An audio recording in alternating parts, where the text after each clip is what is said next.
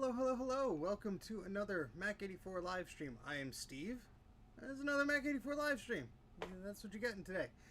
Oh boy, we got a lot of people already here. Leo, we got Sad Mac, Mike, Dusty, Deadrek, and we have Retro Techie. Oh my goodness, it's scrolling by so fast I can't keep up. Hold on.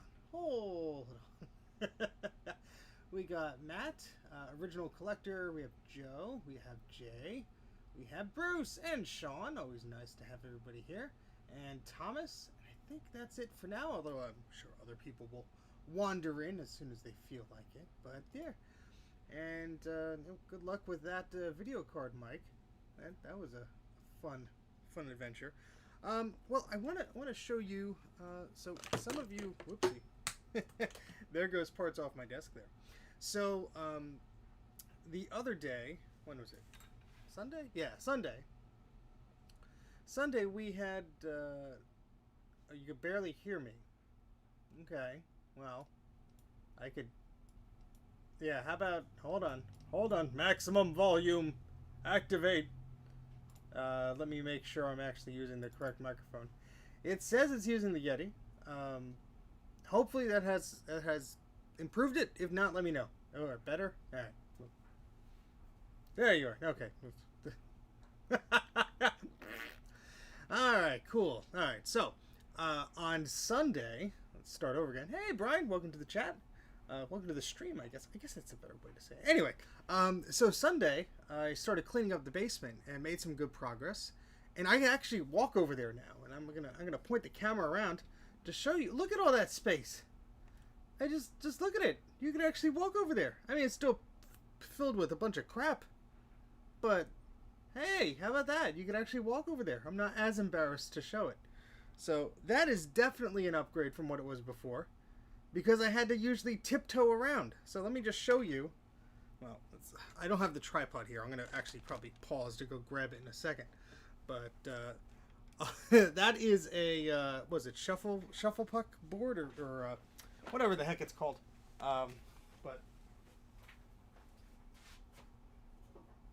yeah, so there's plenty of space here. So this is just no. We have shuffleboard string. Yeah. Now we have plenty of computers to fill up that area. They're just in the garage and other areas. So that we will not be putting more machines into this house, or I will be a dead man. So yeah, I got that PlayStation TV. That was a compromise of we need a TV for the bedroom, and I want a 3D TV. And yeah, I mean it was like $200 when it was on sale. So that wasn't a bad price for a full HD TV. Or maybe it's only 720p. I forget. Anyway, it's not a bad TV. I just don't have a place for it right now. So maybe I'll hang it on the wall or something once I get this whole little area set up. Okay, it is 1080p. Cool. Yes, there is a floor. Floor. Ah. Sorry, just reading it. Yeah, it's a nice little 3D TV. I mean, you have to sort of sit right in front of it. I do have two pairs of glasses. But honestly, I can't remember the last time I used that because behind the iMac G3 box, which is blocking, there is a projector screen that you could pull down on the wall, and I do have a 3D projector, so I like 3D stuff. It's a lot of fun. So I have some 3D movies and stuff like that. And when I was picking out a projector, I said, "Oh, let me get a 3D one." So yeah. Oh yeah. Sorry. The tripod that I was using, I don't know where the heck I put it. It's somewhere. I'll be grabbing it in a bit, but let's just talk for a bit. Yeah, oh yeah, they make 3D projectors. I really wish, well, thank you, RSS Studio. That's very kind of you. I really wish that they made, well, I missed out on it, rather. They made 4K TVs with 3D capability. Now, the thing is, with the standard 3D television, in order to produce 3D, it like goes every other line. So it's half the resolution, basically, what you're viewing. On a 4K TV, if it's a 1080p signal and it's half, that's fine. You're still viewing full HD. So even though my projector is 3D, you're not getting maybe the same quality of 3D you would get depending on the movie and the source and all that stuff. Hello, Dan. Hello, Mickey. People keep joining in the chat, so hello. And, yeah, Oh yeah, I remember the Sony style stores. Oh, I went to one ages ago. I don't even know if it was called Sony Style. My father also used to take us to the Sony discount outlet stores. Those are fun. Yeah, that's my aunt's iMac, and I have that machine. I believe it's on the shelf over there. But yeah, she had the box and everything. She was gonna toss it out. I said, no, wait. Oh yeah, there used to be a Gateway store here in New Jersey, not too far away from me. And gosh, I remember. I don't even think I walked in there because I was so jealous. I wanted there to be an Apple store, and this was before there were Apple stores because the Gateway stores came first. And I remember being so jealous. Like, oh, I wish it was an Apple store, and then they closed. I think it's a DMV now. Very fitting, I guess. But yeah, so that has a pretty good deal. TV and 4 games for $200. Not bad at all. Yeah, when this was on sale at Best Buy, I think it was like $199 or something like that. I think I took my lunch break from work and ran to grab it. So, oh boy, yeah. So I have some things to work on today. I don't know how far I'm going to get working on things, or if I'm just going to be answering questions or what. I sort of was planning to stream tomorrow more of the cleanup stuff. I don't know if I feel up to cleaning up a lot more stuff today, because that area is sort of, there's a lot of bulky items there, like the iMac and the TV and stuff. I have to move that to another area before I actually put more stuff in this area. Otherwise, I'll just be in a bad spot. Because, like I was saying before, I want to put a wall here, and actually, where this desk is, where the camera's sitting right here, that's kind of where the wall would go. So you would sort of get, you know, from here to there, that's the size of the room. Now this table has a bunch of crap on it, so it looks very unorganized, which it is. But, you know, for comparison's sake, we're making progress. But, yeah, more cleaning. You don't want me to work on old Mac stuff or anything? You want more cleaning? Well, take a vote. We'll see.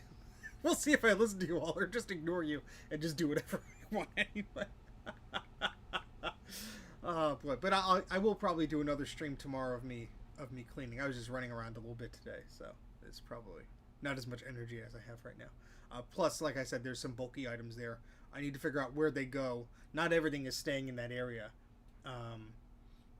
But you know what? Maybe I could do this. I could get the electric dusters right here. I think it's still plugged in. Yeah, there we go. Yeah, just a quick 6-hour live stream. Oh boy. Yeah, so yeah, I guess I can clean the table right behind me. Well, right behind the camera.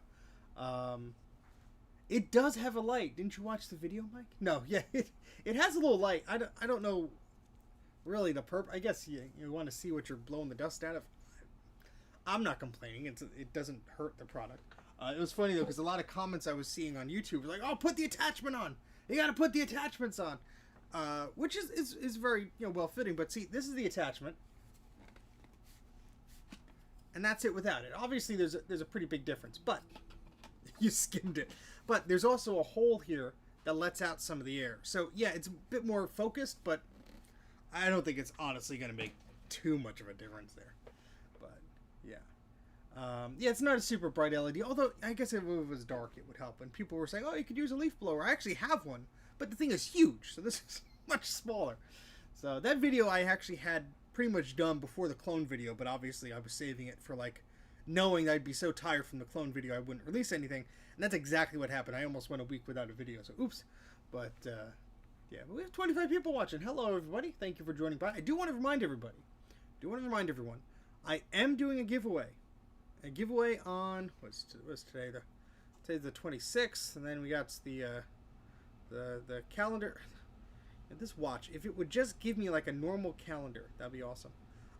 Okay, so on Saturday is the last day to submit your submission for the giveaway. Submit your submission, whatever. So Saturday is the last day to enter the giveaway for that Alpha Smart 2000 word processor. That was my 4,000 subscriber giveaway prize, giveaway item, whatever legally it is. That's what it is. And so you want to make sure that you go to that video if you haven't seen it already. you haven't seen it already, go watch that video. It'll tell you how to enter to win. And Sunday is when we're doing the drawing, so you have to enter by Saturday. No latecomers. You guys have had plenty of time. I think I have 60 submissions or something like that already. And so I was gonna give away one, but I'm so close to 5,000 subscribers. If I get there, I'll give away two. So I do have two I could give away, but I'm trying to see if I get to 5,000, we'll see what happens. But at least there'll be one winner, which will be fun. And so, tune in on Sunday. I'll put a link up in advance so people could wait for it and everything. But sometime on Sunday, maybe in the early morning here or the afternoon or so, that'll be a fun thing to do. But I don't have 34 of them. No, I don't have that many. But yeah, they're very interesting little machines. I moved it. It was over here, so it's not in grabbing distance right now. But watch that 4,000 subscriber video to talk about the Awful Smart 2000. The iBook giveaway was on Mike's channel. That was a while ago. But if you're not subscribed to Mike's channel, I would strongly tell you to subscribe to Mike's channel. Because why wouldn't you subscribe to Mike's Mac Shack? I mean, come on, what you waiting for? So, Mike has a channel, Mike's Mac Shack. I'm sure all of you are subscribed to it, because it would be embarrassing if you weren't. So, Mike had a giveaway for an iBook, and he's doing another giveaway sometime soon. But you should all subscribe to his channel. We have to get him to 1,000 subscribers. Make sure he gets some of those YouTube pennies like the rest of us. And yeah, make sure you subscribe to Mike's Mac Shack. He's in the chat here. You can click on his little username there, or you could look him up, Mike's Mac Shack on YouTube. Excellent content, both PC stuff and Mac stuff. Bunch of cute cats in the background. What's not to like? I mean, seriously, what more do you want?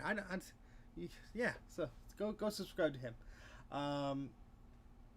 My iMac G3 video got 1,000 likes a few weeks ago. Mike's Cat Shack. Yeah, Cat's Mike Shack. I like that. Yeah, I don't look at the analytics too much, but it's always fun to see when things are going up. So that's fun. I also want to let everyone know that I was on... Thank you, Mike. Yep.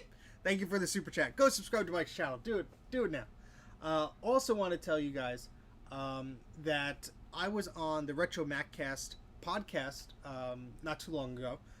It was recorded on Sunday. I'm not exactly sure when that episode was released, but I was on the episode. We talked about Macintosh clones. So subscribe to their YouTube channel. They only have like 300, 400 subscribers, which is insane.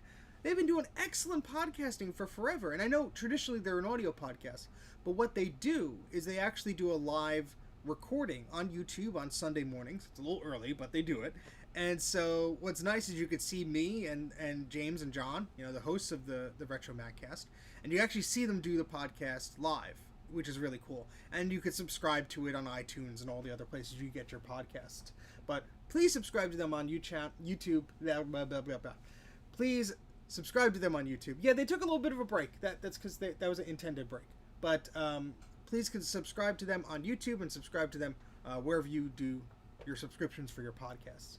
But yeah, they've been around for a while, but they always do top-notch content. They're both avid Macintosh collectors. They have an excellent collection of all sorts of cool stuff. So it's just really neat to see and talk to people. It's always a pleasure to be on their show. I've been on it twice. I've been a very brief guest once, but excellent podcast. So I cannot praise them enough, and that comes from the heart. So please check them out. Be sure you do that. And yeah, so that is something that I needed to mention. So yeah, I guess I should clean off this desk behind me, because it's just gonna get worse. And there's a lot of crap on there, and I don't really know all the stuff that I ended up putting on there. And one of the rabbits is making a lot of noise, but and continues to make a lot of noise. Yeah, I guess I need the tripod first, because I'm going to have to put the camera in a certain way. Otherwise, you won't be able to see anything. But, yeah. So let's take a vote here. Whoever wants to see me continue cleaning and see what weird treasures I have on the table directly over there, let me know. Say cleaning in the chat. And if you want me to work on fixing something or inspecting a board, say fixing in the chat. So we're going to do cleaning versus fixing. You guys decide. And it's not because I'm lazy, it's because I'm ultra lazy. So we have a fixing, we have a cleaning. Oh boy. Here we go. Now I'm going to have to count.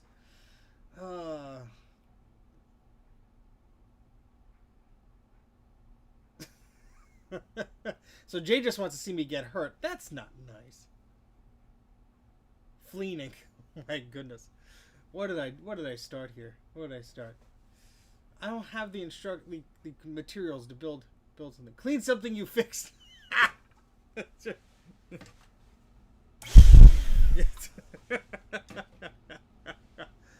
Oh boy. Oh boy. Oh yeah. Well, I have the ultrasonic cleaner, but that's in the other room. I don't even have electrical run into that there. But cleaning treasures everywhere. Cleaning would be cool. All right. It looks like cleaning is winning, but I will say that's not going to be the entire stream because this table, while it has crap on it, there's not too much on there. So cleaning soldering crap. So how about this? I'll clean off some of the crap from that table, and then we can look at some boards and stuff like that. How about that? That sound all right? Yeah, that Dell PC, that came from the same place I got the G3 all-in-one.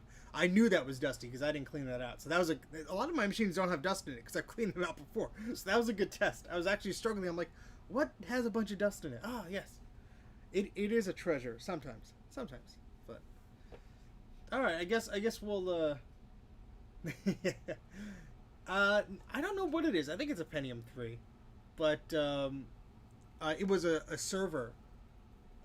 Something Edge server. It had SCSI drives in it. The only people asked me why I pulled that PC. It had SCSI hard drives in it and a SCSI card, so I could use the cables at least. It was worth the muscles of dragging it to my car, maybe. But all right, let me grab the tripod here, and we'll see what treasures. There's a bunch of fun stuff over there, I'm sure. And I could. It's not just gonna be cleaning. We'll talk about stuff. I'll show off some cool things. And we'll go from there. So let me put on the be right back thing. Let me go grab the tripod.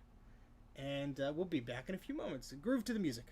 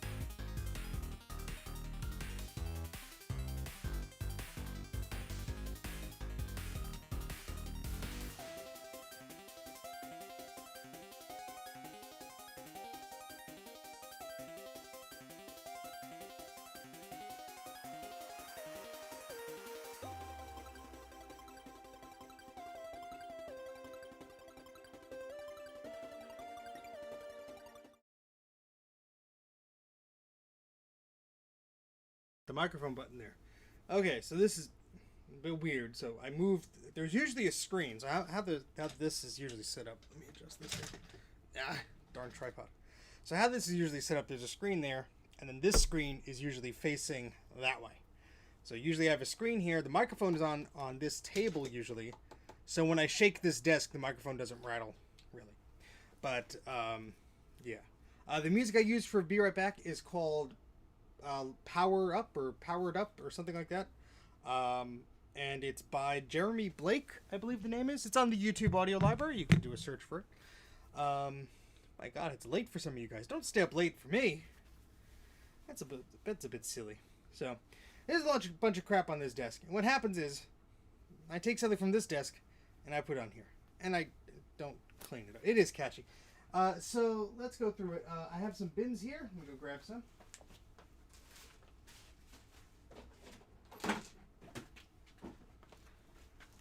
And we're gonna start. It still smells like crap in this basement a little bit.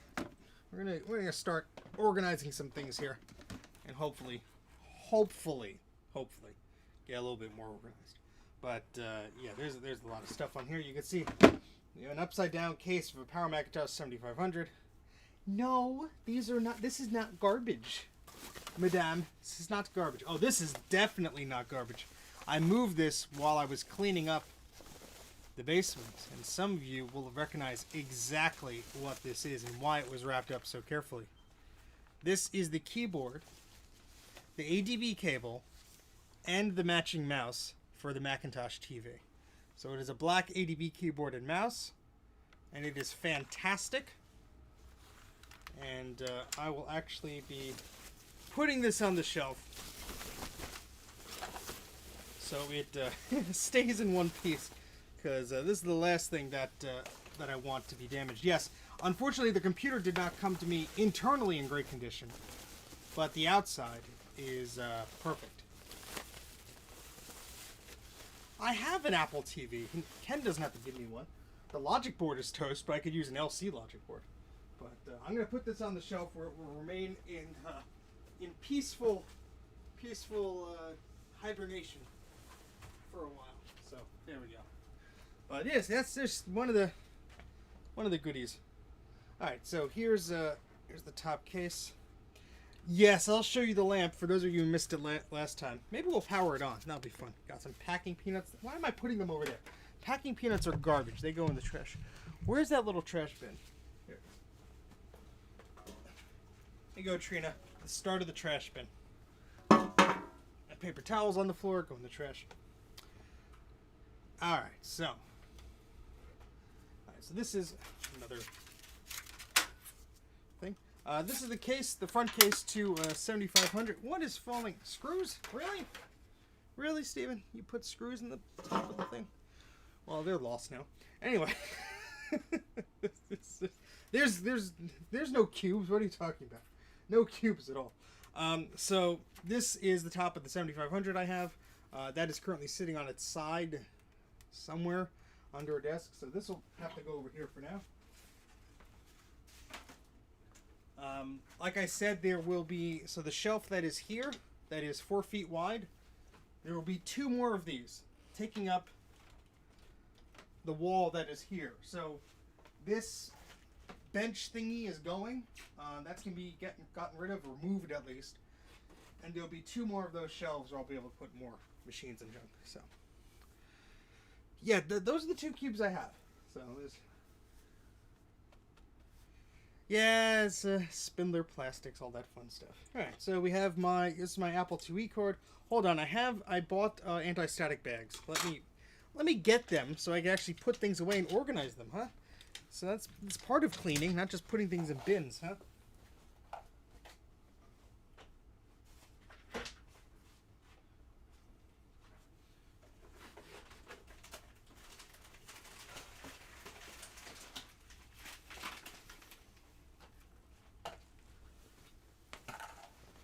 Okay, all right. 4 to 5 cubes. Yeah, okay, I wish. Oh, boy. Here's for those of you who've never seen one, they did make beige zip drives. Usually you see them in the blue. These are beige zip drives. This is actually made by Epson. It's an Epson branded zip drive. Works fine. This was, I believe this one came from the e-waste place, or maybe it didn't. I have two of them. I forget which one came from where. There you go. So professional. Yeah, not quite. Oh, actually, here is the very sad state of the Macintosh TV board. I know I have things just lying around here. This is the Macintosh TV board, and just look, it's not that bad until you. I mean, I cleaned this extensively, and this will be something. Maybe we'll work on this after. But this is the TV board that is just rusted and everything. I think some little diodes and things fell off. But Bruce sent me a very nice photo of his board, so maybe I could get the parts that have fallen off of here. But yeah, it is. No, I did not test it. It is clearly in not working state. The battery exploded on it and leaked all over it. So this will require many hours, I'm sure. But hopefully I can fix it. So let me get out the bags here. I see they shipped anti-static bags in an anti-static bag. So is that a bonus bag?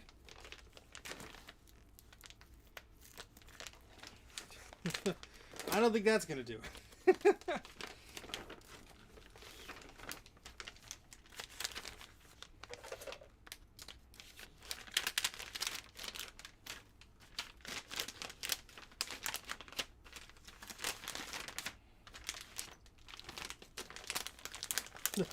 I don't think dirt's the problem. I think bag capacitors is the problem. Now, where did I put that tape? Darn it. That's what I need, tape. Otherwise, this is not going to... I cheaped out. I didn't get the bags with the rezippable thingies. Oh, boy. Well, I'm just going to put it over here for now. And it was never seen again. Some of the other anti-static bags I got. Sorry for all the unintentional ASMR. It's... Alright, I actually got the Ziploc ones on these. Okay. Alright, so there we go. That Apple IIe card could go in there, because I only have one of these.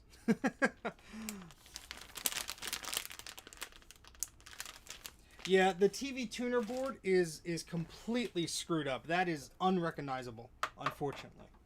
But, well, while we have the bags out, let me put some of these video cards in there. Steve's Crinkle Cast. Welcome to the Crinkle. So this is a Super Mac video card, 1992, spec 24.4, and we could fit a few of these in there. This is a Macintosh portrait display / workstation card. It may not be possible, I'm not sure. I mean, obviously if you get a replacement, sure, but so this has the 13W3 connector that was popular on Sun Microsystem machines, and this is for the Macintosh portrait display. So yes, I mean, I am sharing bags, but they could be roommates as long as they don't jostle around and bump off the capacitors. They're fine. So I'm not made of anti-static bags. Y'all gotta share. Alright, so what do we got here? This is a switch box.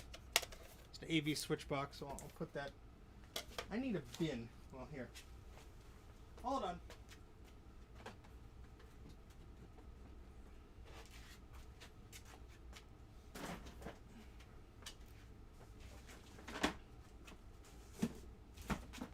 So one of the problems is when I clean off things, I put everything in a bin, and if I use multiple bins, then yeah, I can't or understand where I put things. So I'm just gonna put most of the bulky items that are here that don't have a place. I'll put in this bin, so I can get them later. And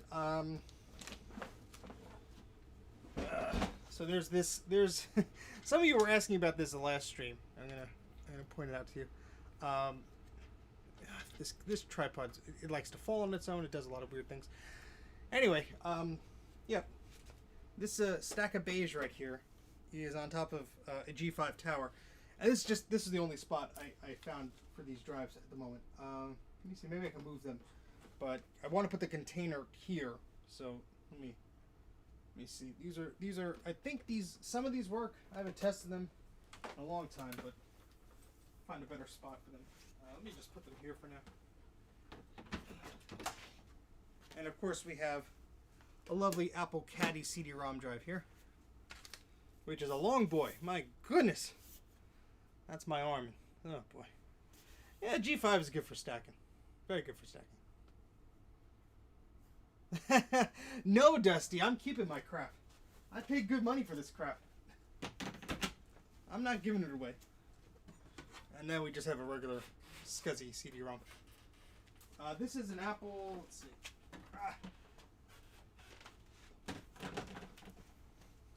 Yep, this is Apple CD300. So I believe the capacitors have to be replaced on that one. My good friend Bruce from Breakers Creations did one before, so he'll be able to help me out. And he has an excellent website, recapofmac.com. So be sure to check that out. That eMac's fine. It's fine. So I'm going to move some things so I can actually sit down and I won't be out of breath because I'm out of shape. Alright, so let's move this G5 here.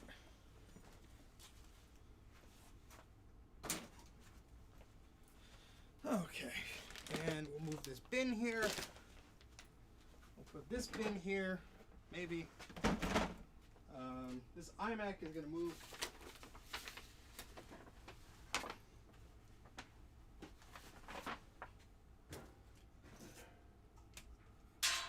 And now I have a proper seat. How about that? Oh, boy. Oh, good evening, everyone. All right. Not sitting on the G5. I don't want to break it. I don't want to break it. Squeaky chair. Okay, so those of you who are wondering what this monstrosity is. This thing is a lamp. And there's a light bulb in there. And there's an outlet right here. So let's plug it in.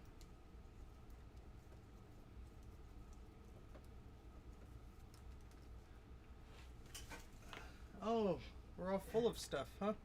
I could unplug the camera. Not the camera I'm using, but...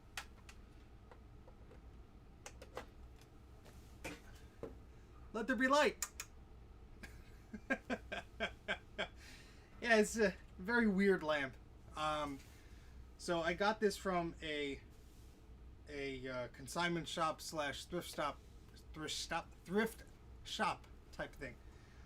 And it is ugly. I will be the first to admit, this thing is fugly. I mean, jeez. I mean, look at that. Now, when I got it, it already had a big chunk on the back missing there, right by the butt of it. And so the thing is, it had a big screen, you know, just like a fake screen. And I thought, it'd be cool if we could actually put a screen in there, huh? And then I added this little LCD in there. Now, the funny thing is, I got this LCD for $2 at a yard sale, garage sale type thing ages ago, like 4 or 5 years ago. So I put an LCD in there, and then I ran out a composite video jack, because it's only a composite video LCD. It's not a fancy one. And then there's a barrel plug to power that. Now I don't know where that power adapter is. It's probably here. So if we find it, we'll plug it in. But basically it's a little TV, so you could plug in. There's no sound or anything, but it is quite the monstrosity, and I'll have to find space for it in this room somewhere, just so it could share with the insanity that is there. The LCD was one of those ones that's like designed for like a backup camera for a car or something for just anything. So I could plug a Commodore 64 into it, a Sega system, an Apple II. You know, I could plug whatever I want into it. I did play around with just displaying my Mac84 logo on it, but it gets sort of washed out. The LCD is not of good quality at all. It is really, really a poor quality. So yeah, that's the lamp, and that's how it works. Let me move this lamp so we don't accidentally break the poor thing. What a shame that would be. There, we'll put the lamp on top of the G5 tower. How about that? So, I love lamp. Alright, so let's go through and see what else we got over here. Dust. Oh. Well, here's the top to another G4 Mac Mini. I bet the rest of the Mac Mini is somewhere in this area. Is he still cleaning? I just started. By popular demand, mind you. I wanted to fix things, but no. They said I needed to clean. So, all right, what do we got here? All right, these are a bunch of CDs and floppies. Oh, this is a good one. Descent. That's a fun one. It's got some floppies in here. I'm not going to go through everything. Most of these are Apple test CDs. So the CDs that you would get from Apple Care, or someone from Apple would have that. Does Grandma and Me? It's an old game. I remember playing this in school. In fact, let me bring the camera a little bit closer. Maybe. Oops. If the tripod lets me. Hold on. Ah. There we go. That's a little bit better. Now we're a little more intimate. Hold these things out a little bit easier. Yeah, the Apple Care CD is like what's it called? Mac Test Pro. Yeah, so these are, it's like the testing applications to test the hardware, like the Apple hardware test before they called it that. So yeah, so this is just a bunch of discs. I'm actually gonna keep that in that bin because that doesn't have to be extremely clean. Oh, this is an AV cable for an iBook. So this is for the clamshell iBook and some of the early iBooks. I'm gonna put that with the cables.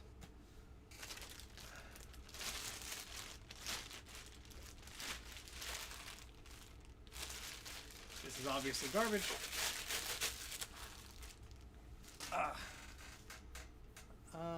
Yeah, might have.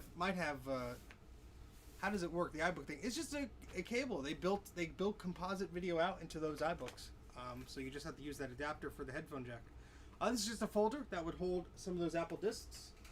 So I'm putting that with that. Some paper towels here. Toss those. I know, I'm throwing things out. It's amazing. In fact, let me get the trash bin closer. All right, we have this was part of a ROM, I think, for Macintosh LC. It is all rusted, but that is still for parts. I know I have a problem. But. All right, this is all laptop memory. This is full of laptop memory. 128 megs, 133, PC 133. Okay, that could be useful. DDR 256, DDR1 that is. Oh, there one goes. More DDR 128. You can never have enough memory. No, you cannot. What do we got here? 16 megs. That may have been from a printer. That's what my guess is. 1 gigabyte DDR3. And we got a mix of crap here. Infineon SD RAM PC 2100 DDR 256. And yeah, so just miscellaneous memory. See, I know where to put this right now. Since I don't really have a spot for it. Just put it over there. Yeah. Do you label the wires? Not really. That would take too long. This is a hard drive bracket for an LC or a Performa, one of those, and a SCSI cable. So let me get a small. Where's that small bin I had? Here we go. So I'm gonna just put together a bin of stuff I know I'm gonna use for streams. So there we go. All right, and I'll leave the static bags over here on top of that HP scanner, which nobody has claimed, to my shock and amazement. Nobody wants an HP scanner from like 1998? You sure? Because I don't want it. Yeah, sure. I'm sure there's an ATI All in Wonder. That's what that is. But all right, let's continue going through here because otherwise we'll never continue. It's just a VGA to DVI cable, an Apple one. What else we got here? Apple keyboard extension cable. I put all the Apple cables together because I probably will end up using those. This is a broken power button for it. It had a dust thing in there. What the heck? It's a broken power button for a 7500. Okay. put that there because it's sad. Here's a box for something. I'm not going to keep it. Let's take that out. Actually, wait. What is this? What is this? Oh, this is a hard drive. Alright, let me put the hard drive in here so I don't lose it. Alright, put that on the shelf. Because I don't like leaving hard drives around bare, especially the little small ones. Because I will lose them, they will fall. It's happened before. Speaking from experience, man. Okay. Alright.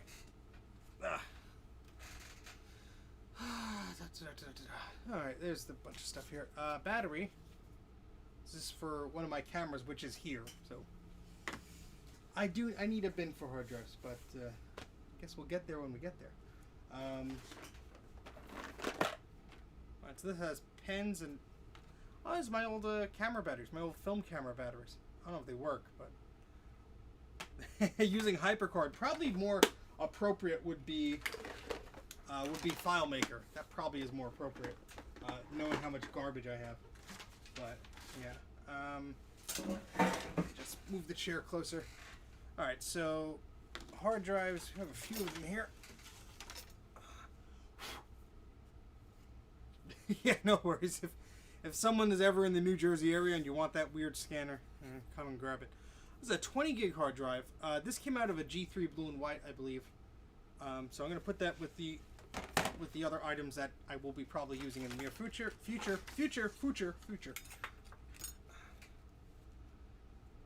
72 gigabyte ultra wide 320 SCSI drive. I don't know if that works, but we will play around with that. The PCI riser. We have a hard drive jumper. Just putting all the little screws and stuff in here. PRAM battery probably is dead, but you know me, I have a problem. I admit it. Still a problem, but piece of wood, trash. What's this? A bunch of CDs.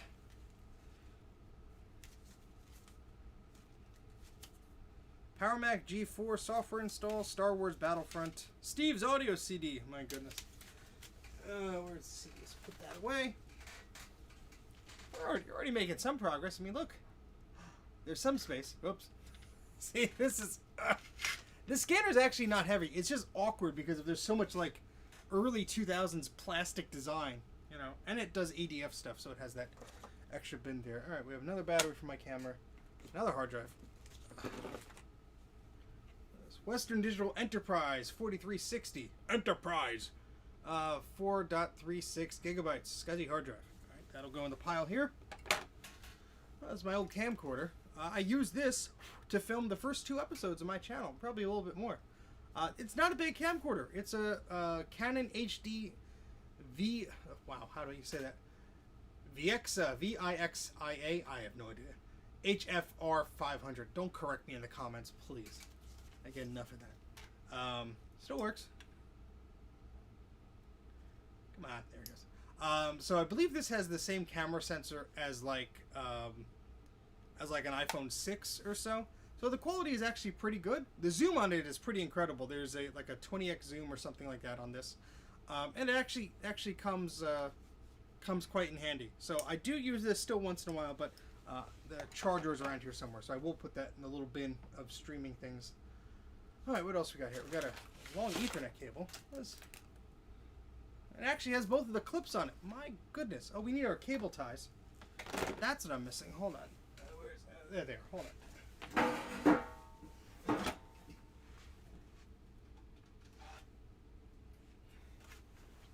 Hopefully this is all of interest to you all. I'd be terribly embarrassed if you all be like, oh, he's cleaning again. And you all signed on. Hopefully Sean can forgive me. I'm sorry, Sean. What's in the Apple box up top? That is the box for a Apple 3.5-inch floppy drive. The drive is not in the box currently because it's in the stack of things I was using earlier. But that's what was in the box.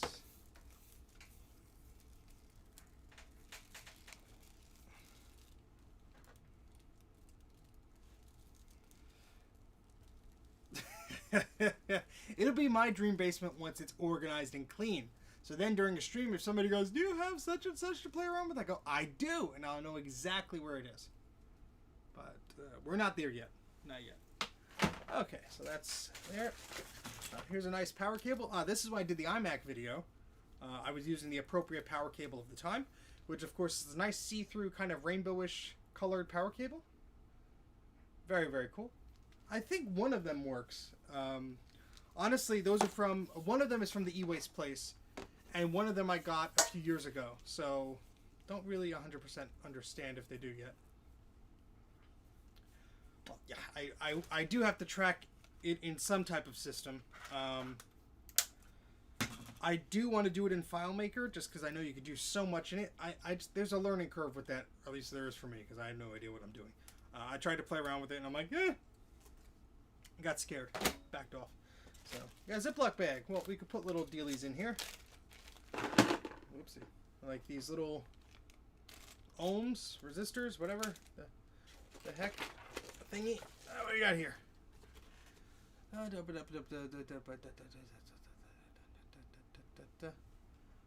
So you guys are chatty, so I'm just reading. Yeah, I am looking into barcodes too, because I have a barcode scanner that works on laser discs. Yeah, it's a little scary, but all right, this is a bunch of CDs. Put that in that bin over there. It's sticking out, but I don't care. Oh, this is a headset. I was actually I could make a ClarisWorks database. This is a headset I was actually going to give to a coworker who needed one. So I will bundle this up and see if they are still in need of a headset. Well, if you're ever in New Jersey, Nick, the scanner is yours. How about that? I don't think I'm going to throw it out anytime soon. It'll probably just sit in the attic for a while. But oof, that's not a good Laserdisc memory. Yeah, I did. So I did do an inventory back in 2007. I did an inventory in 2007. I updated it in 2008, and I updated it briefly for a period in 2019 or 2020. It is not up to date by any means, and I'm sure there were quite a few. Oh, here's the missing bits and pieces and capacitors from the Macintosh TV board. So I'm going to sneak that in that anti-static bag there. The scanner works. It's just really slow. It's Windows only, I think. I should be selling it more. It's a fantastic scanner. You need this scanner in your life. But all right, cool. Let's continue here. And what else we got? It's gonna be hard reaching over this. There's a bunch of crap here. Let me move some of this. I have a toolbox now. For the longest time, I didn't have a toolbox. So, I mean, it might work with ViewScan. I've never really tried. So there's a bunch of crap on the floor here. Let's see. The box to my vernacular caliper. You throw that out. We don't need that anymore. There's a Goodwill bag, reminding me of simpler times. Trash. Extension cord. Very handy. Let me wrap that up.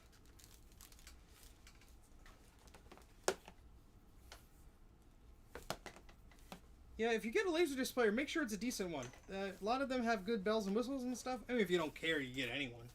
But if you want with like surround sound output and S-video and all that fun stuff, be sure to be on the lookout. Alright, so that'll just go in there.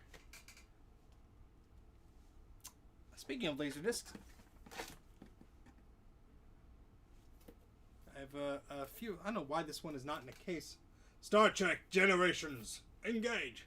Yeah, so there's some Laserdisc action for y'all. Very reflective. You are getting sleepy. You will donate to the channel. You will subscribe. And I think that was a spare disc that came inside of a player. Not a CD, it's a Laserdisc. Look it up, Nick. Don't make yourself look silly. Okay, I'm going to have to move some of these boxes and stuff. There's just... Well, let's go through it. Let's see. Well, who needs some BNC cable? Because, my golly.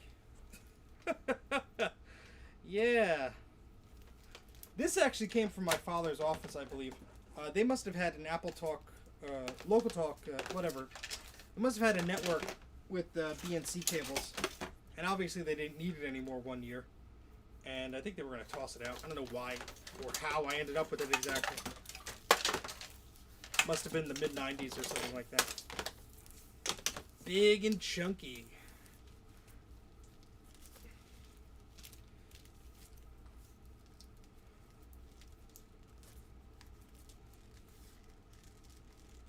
I do have some BNC transceivers and stuff.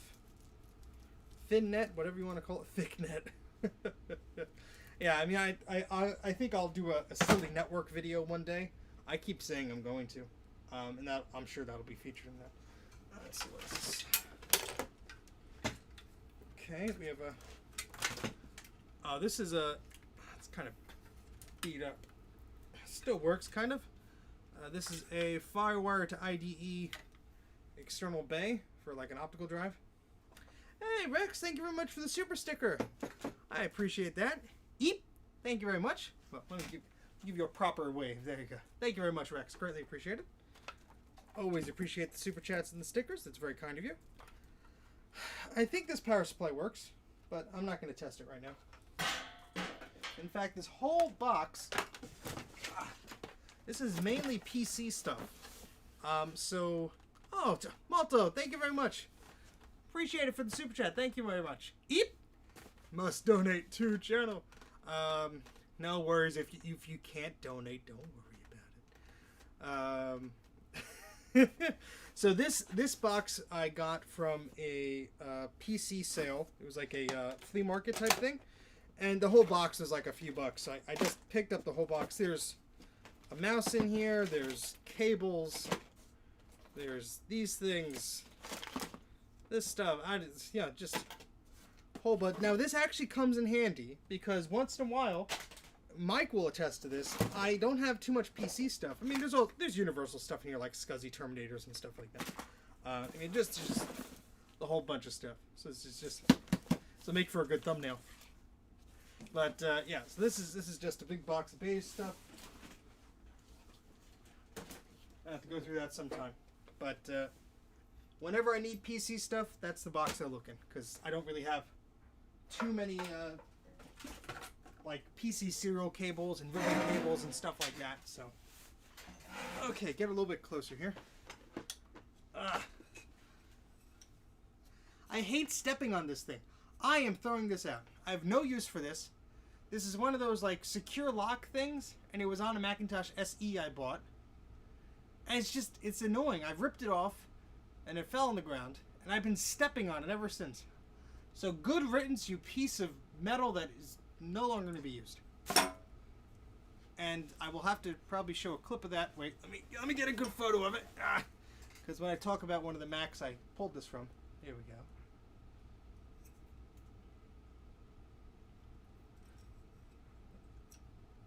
Because there is a Mac with a piece of beige that is exactly missing, has a different shade of color where that thing used to be. Alright, so anyway. Right, something made a noise like it was alive back there. I got worried for a moment. Alright, so the other thing that is preventing me from getting closer to this is this massive, what is this? Oh, this is the 8100, 8500. Yeah, I just got Macs all over the place, don't I? So this is actually an AV model. There we go. And so it's actually got the AV ports in there. And this actually has a processor upgrade in there, or at least it did. And I have the box and everything for that. This is the same person I got the PowerBook Duos from. I got this from. So. Oh my goodness. Eep! Thank you very much, Sean. I don't know. I think Trina will kill me if I go and grab that thing from the trash. She probably will. She'll come down here and she'll kill me. But if you want it, Sean, it is yours for the low price of shipping. There's quite a amount of bunny hair on there, I assure you. Sean's gonna do a video about that, okay? Sean's gonna do a video. It's gonna be on his desk, and he's gonna have like 50,000 views. That's just my mind. That's how it works. I know. This is the future.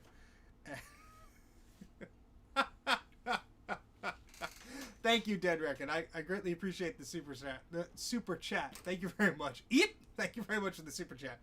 Oh boy. Well, Mike knows that this trash bin is probably going to stay full for like a week until I put more crap into it.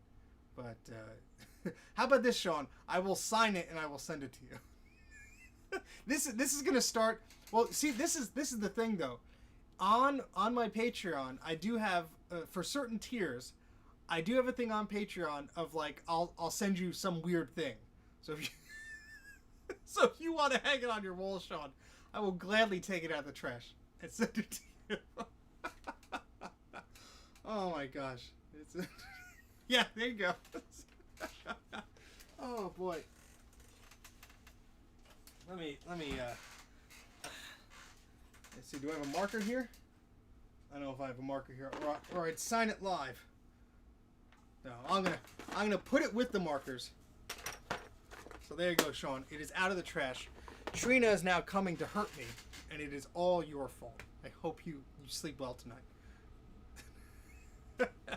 It was just this weird lock piece of plastic thing with glue on it. I don't know what it is.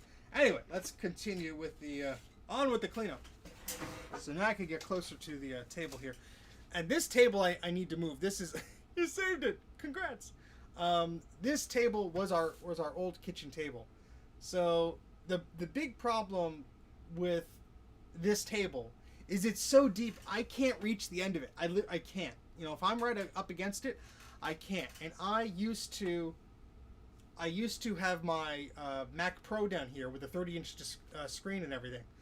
And so, yeah, that used to be, this machine was set up and everything here. And it was an awkward desk, but it was the only desk I had. I did not set up the other one yet. So, and then when I moved that Mac Pro upstairs, this just piled on and filled up with crap. As things do. All right, so let's continue here. What we got on the floor? We got a cable. Got some foam. Go in the trash. A receipt goes in the trash. A bunch of papers and junk I don't need. Trash. Trash. Anti-static bag. Probably use that. A fake coin. Hey, Hot Rod, welcome to the chat. Hello, David. Bunch of people joining. Hello, everybody. I can't see how many people are watching, but thank you, whoever is watching. How about that? All right, I got my older camera here. I need to. This is my Canon EOS 600D. The lens cap should be around here somewhere. 52. My goodness. Hello, 52 people. I gotta clean the desk, so I might as well do it. Sean, you're gonna get a whole garbage bag. You have to fish out your goodies yourself. Sean's like, oh, wait a second. Wait a second. I don't think his significant other would like that. Oh boy. Okay, so let's continue here.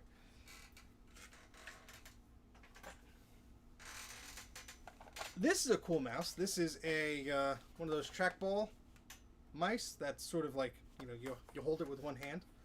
This is a Microsoft one. Microsoft Optical 1.0 PS2/USB compatible. 5 volts, 100 milliamps. Does it have a date on this? No. The only thing is this kind of sticks a little bit. But I did try cleaning it. Didn't really do it too well, but I do hang on to it because I do want it to get to work one of these days. Yeah, exactly. I don't want to toss it, so. Well, you used the hammer mic, and I think you scared people away. I think. If you're running out of room, Sean, I will gladly, liberate that Macintosh clone from you. Just saying.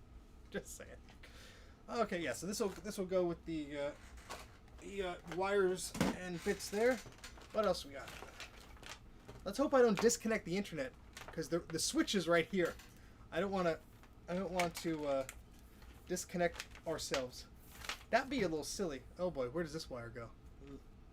It's a bit of a long one. It's going there. Look, it's your comments. Woo! All right, let's I'm gonna put this to the side. I don't want to unplug that and start a problem here. Yeah, hopefully that won't be a problem. All right, what? Oh, here. This would look familiar to you, Mike.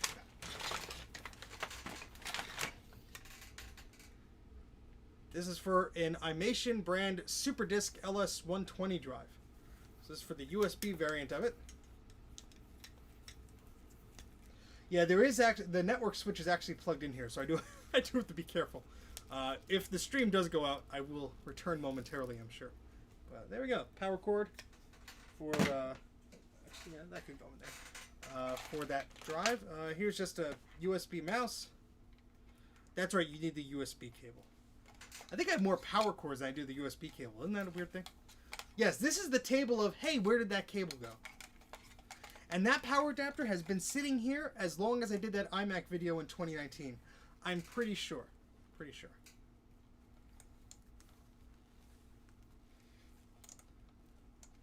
All right, so that mouse goes there. Oh, and speak of the devil, Mike.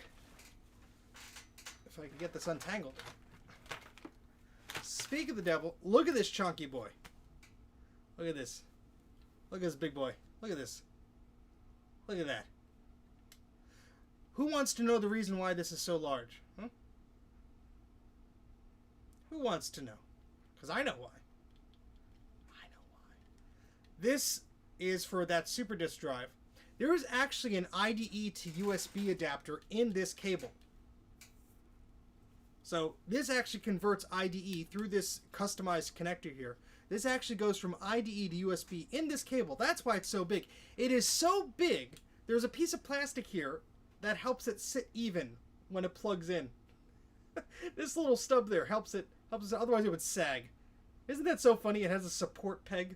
It's like a peg leg there. That's hilarious. Yeah, so the bridge interface is inside of the plug. It is a pretty silly plug. I only have one or two of them. I have a drive that didn't come with any cables. But, yeah, so if you ever see that, it's one to pick up. Who knows what this is? We're going to get a lot of wrong answers. We're playing Guess That Cable. Who knows what this is? It's not a headphone cable. Who wants to guess what this is? This is a little cable that, oh, what is it called? LANC? L-A-N-C? Whatever it is the, no, not that, Jay. But it is, yeah, it is a 2.5 millimeter cable. But this is to sync up analog audio and video. So when I'm transferring some VHS tapes to digital, this sort of keeps that time code in sync and all that fun stuff. So I think I only have one of these. So that's why I was on this desk, because I used to have some TV equipment set up here. Trina gets partial credit. Yeah, so I'm gonna put that there. All right, what else we got? We got a bunch of. Oh, there's a MagSafe adapter. Hey, look at that.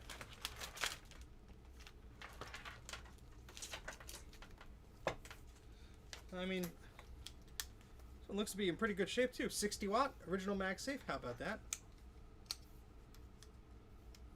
Yeah, a lot of cell phones have the 2.5 millimeter cable too. I actually have an adapter that adapts that, because I had a very dear coworker of mine who had a voicemail from her father, her late father, on it, and I helped transfer that data, the audio, off it before that phone died.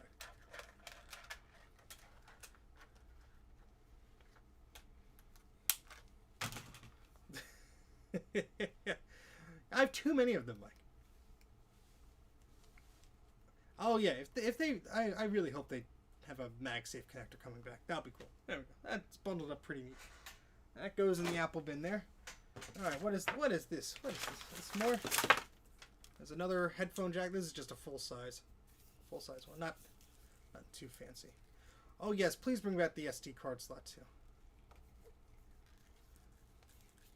Jay doesn't hoard. What? What? Got a liar in the audience here. A liar. A liar.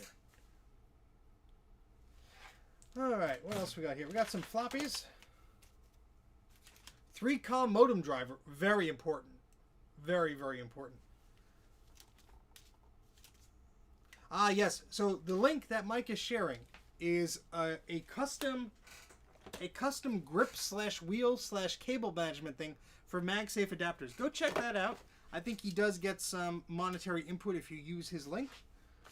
So be sure to do that if you want to. All right, what else we got? All right, this is plugged into nothing. That was safe to unplug.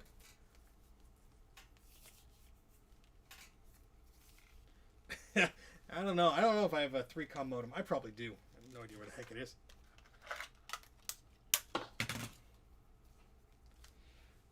Oh boy. Hope this is still exciting. Well, you should. Hold on. Let me put this down. There we go. You can see the desk a little bit more. Now you can point out the crap, and I will grab it. How about that? All right. We have a SCSI adapter here. So this is what the. What was that, like the?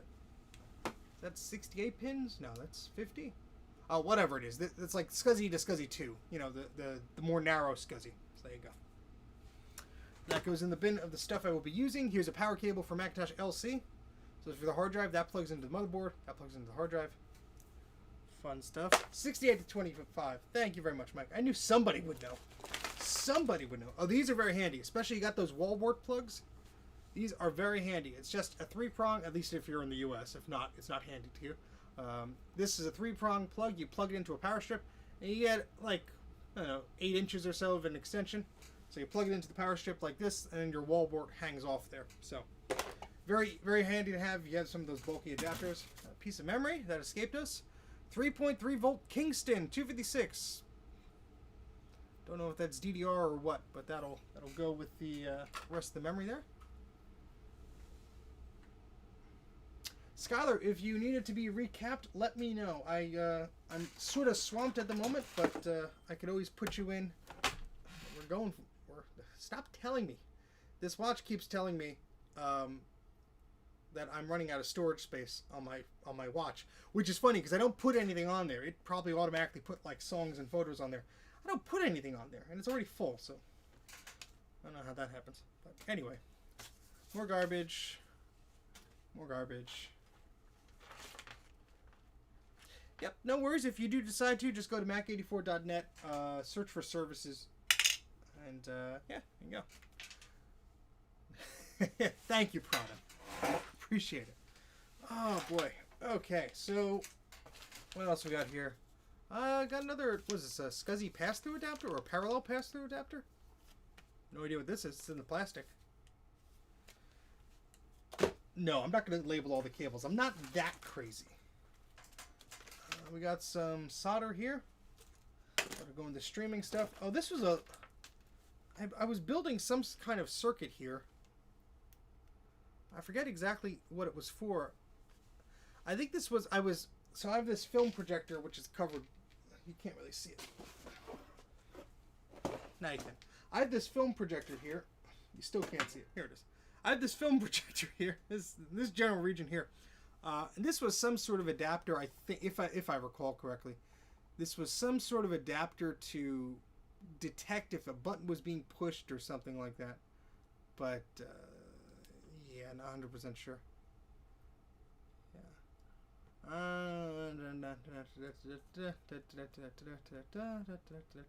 Sorry, there's just a lot of people in the chat. So if I miss your comment, sorry about that. It is not intentional.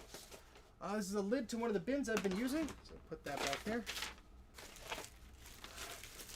Hopefully you weren't able to see some of the goodies that I had there before. Oh, this is cool. This is a copy. Let's see if we can get that in focus there. So this is a copy of software that was not on Macintosh Garden for the longest time. Somebody beat me to it uploading it, but I actually have 2 copies. This is Easy Color Paint 2. And this is one of the first pieces of software I ever remember using. And it is now on Macintosh Garden now. You can download it. There actually is a version 2 and a version 3. This is in excellent condition. It's for Macintosh Plus or later. You need 1 megabyte of memory. And it is color capable, which is nice. Requirements. Easy Color Paint supports up to 256 colors on color capable Macs. Is compatible with Multifinder and 32-bit color quick draw. Color printing requires a color capable Macintosh. So, yeah, really cool piece of software there. I got this a while back. The guy actually shipped me one by mistake that was not in the box, sealed, as that one was. So, they sent me another one. I apologize if it's a little quiet. The microphone is cranked up considerably. So, but let me know. That's a firewire cable. So, iLink or 4-pin to 6-pin. An Apple one. Oh, here we go. Houston Tech real-time clock. How about that? I have no idea if I have a use for it. It's probably dead, but yeah. All right, what else we got here? That's trash. It's a driver for Keyspan digital media remote. I actually have that remote. I should put it in this little sleeve there. There we go. All right, let's put that with the CDs there. And oh, this is this is a blade I removed off of the projector. So this is all projector stuff in here. What is this? Time to think. What is this? What is this? What did I write on this? Oh, thrift. Thrift. Okay, so this might have been film from a thrift store.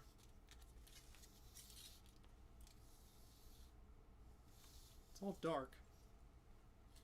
Can I make out any? There's people in there.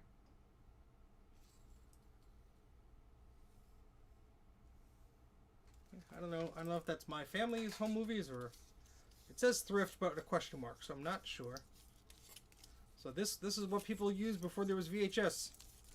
They filmed movies on film. No, not junk. Even if it's junk, I could use the reel for it because they don't make this stuff anymore, and I'm not gonna 3D print a reel that I have sitting around in the basement. But there is more junk here.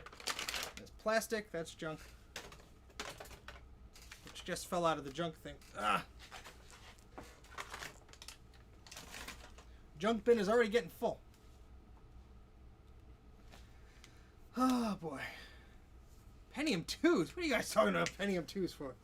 Oh boy. I'm attracting cats now as viewers. That's good. What is this? We got a... Oh, this is a SCSI adapter.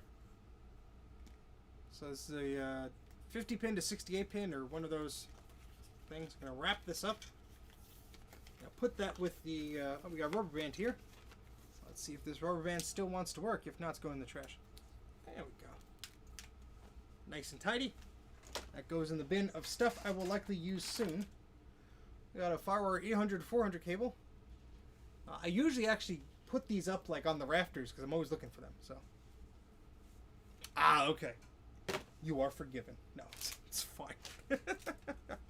More trash, more trash, more thrift store tags. What is this? Ah!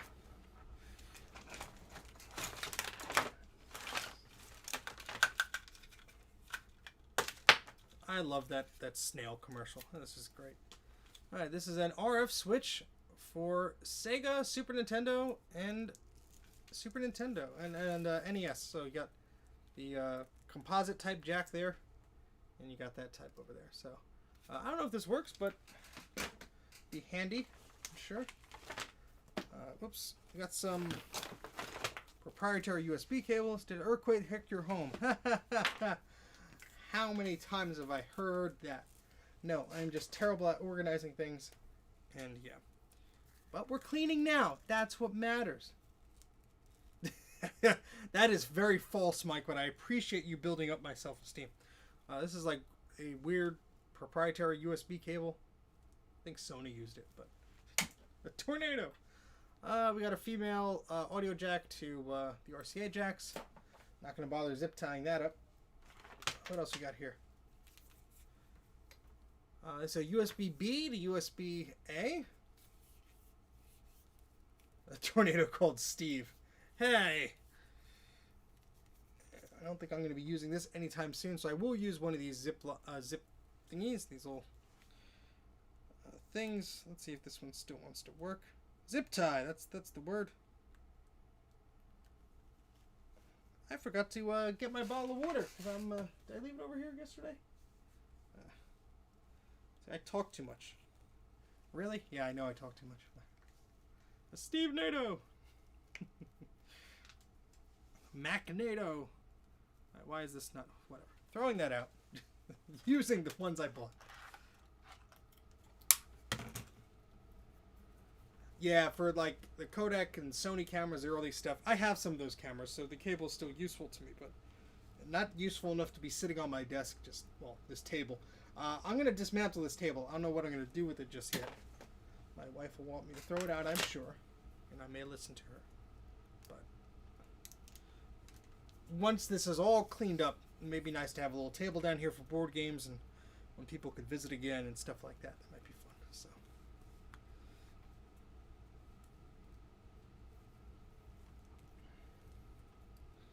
Alright, so it's just a SATA cable. Got another Apple keyboard cable here. This was our first dining room table when we moved into my old apartment. It's sentimental.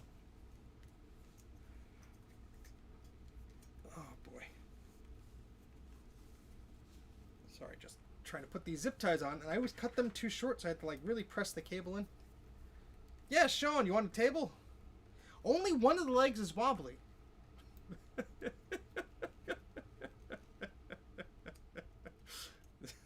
Show up to his house with the table strapped to the top of my car. It's yours now! And just drive away real quick. So his next video will be him trying to burn it down. No way, Dana burns stuff down. Where is Dana? How dare he not show up to this stream? How dare he? Garbage.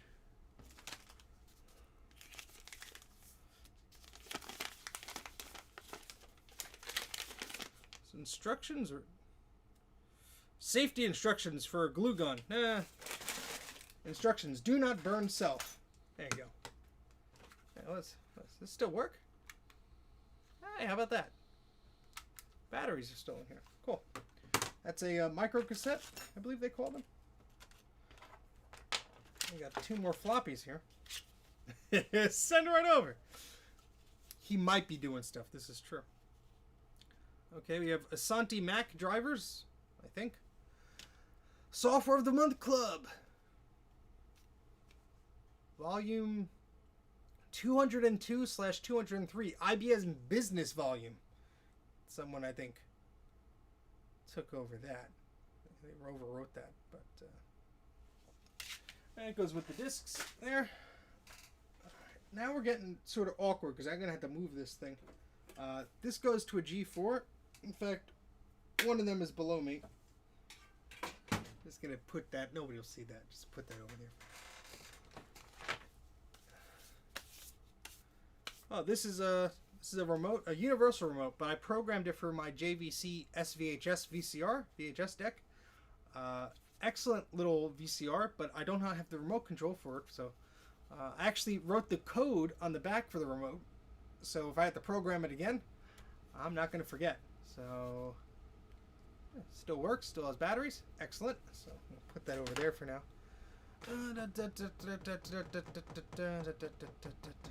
Okay.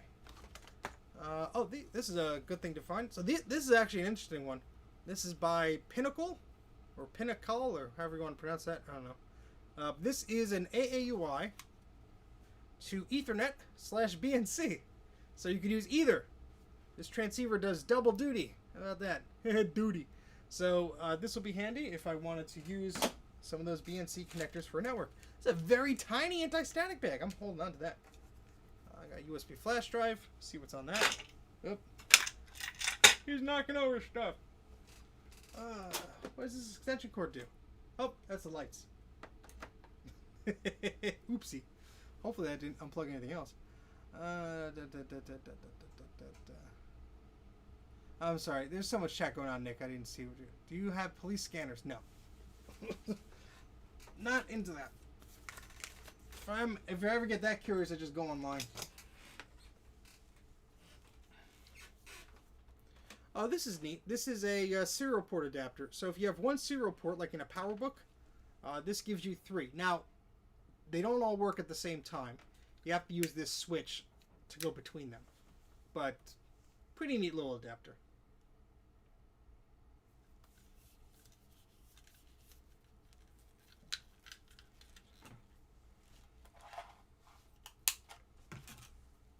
Yeah, I think I have one or two of them, but I mean, thankfully I don't have to really use a lot of serial stuff. I mean, I guess it would be handy if you had a camera and then a printer and maybe a modem or something like that. But I guess I could plug in multiple image writers at the same time.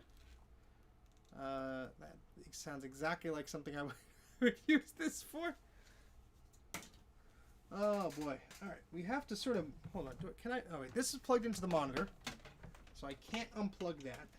Where is this one's plugged into nothing, so I can unplug that. For those extra large banners.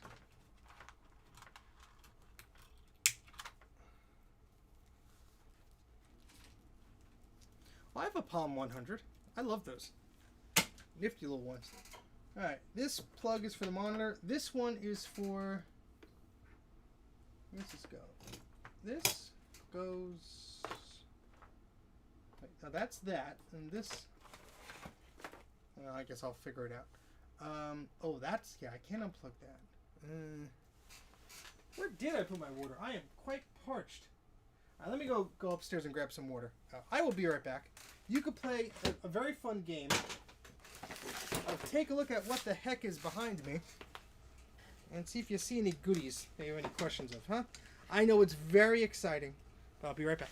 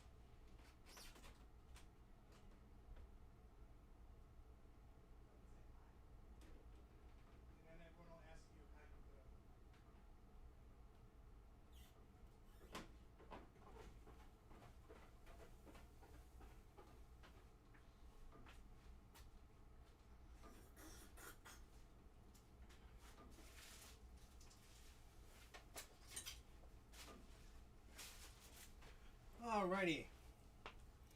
Alrighty, let me make some space here for my cup of water so I don't spill it over everything, because that would be embarrassing. Wouldn't it? As it would. I hear talking, but I don't see him. Here he is. Oh, boy. Alright, let's see. The mouse is all the way over there. So scroll up on the comments. I have to do a stretch.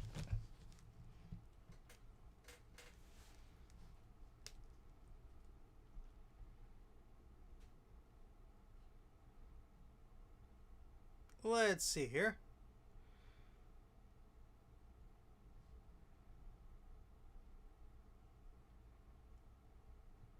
Yes, that is a UPS.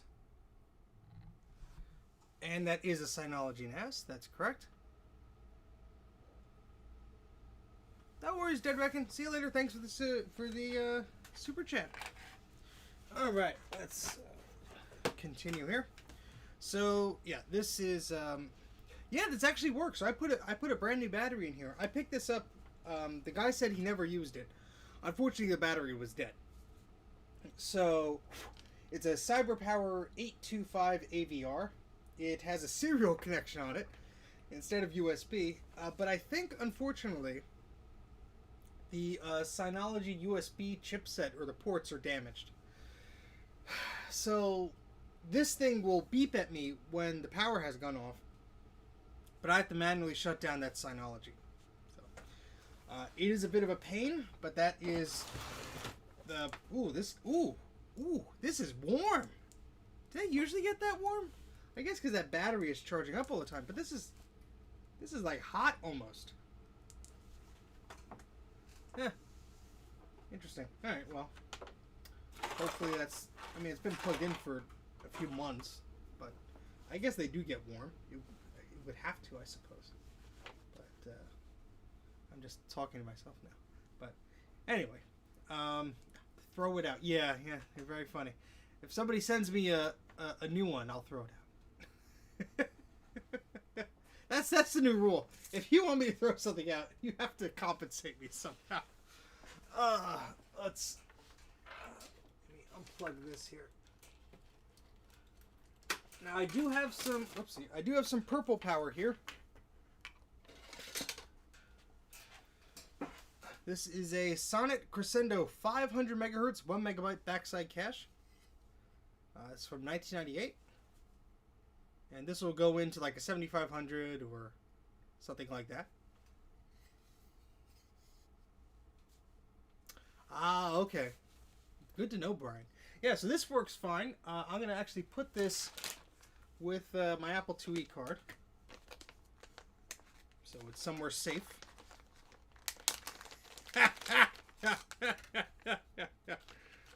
He done tried to make a fool out of me.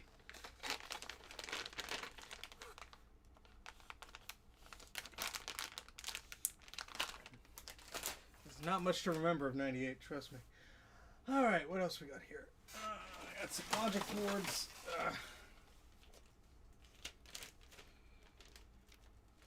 Little screws in this bag. It's a Macintosh SE logic board.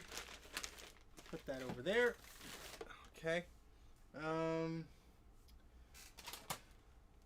Have the package to a hot glue gun. Well, that could go in the trash. This trash bin is full. So, well, I'll shove it in there. There we go. Alright. No worries, guys. No worries, Skylar. Thank you for joining. Take care. This is a box for a DVD I have to put somewhere. Power Macintosh Restore CD. There's some junk I'm just putting to the side. I gotta sort through that later and see what I want to do with it. Here's another container lid. Ooh, that sounds like fun, Brian. Another bag. That'll be trashed. One of my favorite keyboards of all time. The one for the Apple IIgs. It was also available on other Macintoshes, but... I love this. I love this. This is the only one I have in good shape, so... That will stay... That will stay here. Piece of packaging. Garbage. I don't know. See, I just open things up and they just sit here, and that's why there's a bunch of crap here. Some more memory. 2 gigabytes of DDR2. Hey, how about that? At least that's what I think it is. So that's going to go with the memory pile over here. There's a bunch of little things here I'm cleaning up. Oh, what is this? I think this goes to the projector stuff. Oh boy, we got a bin of stuff.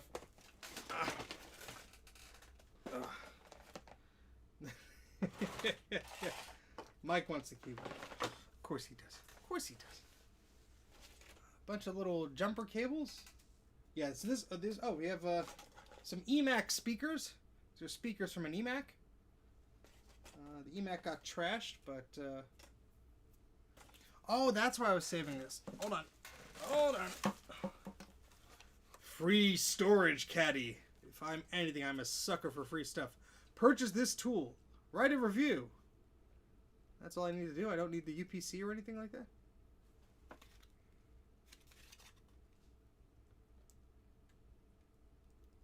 Some restrictions apply for... Alright. Free! Yay!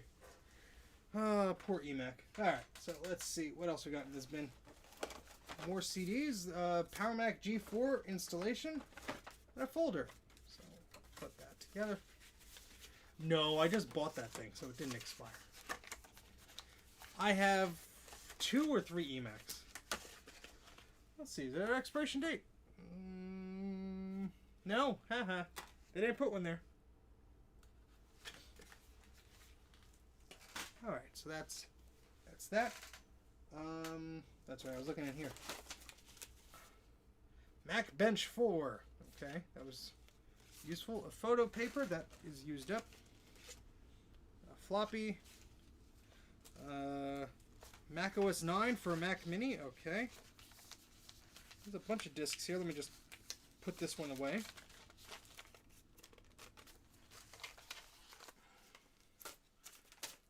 Some empty cases here. Airport disc for the airport.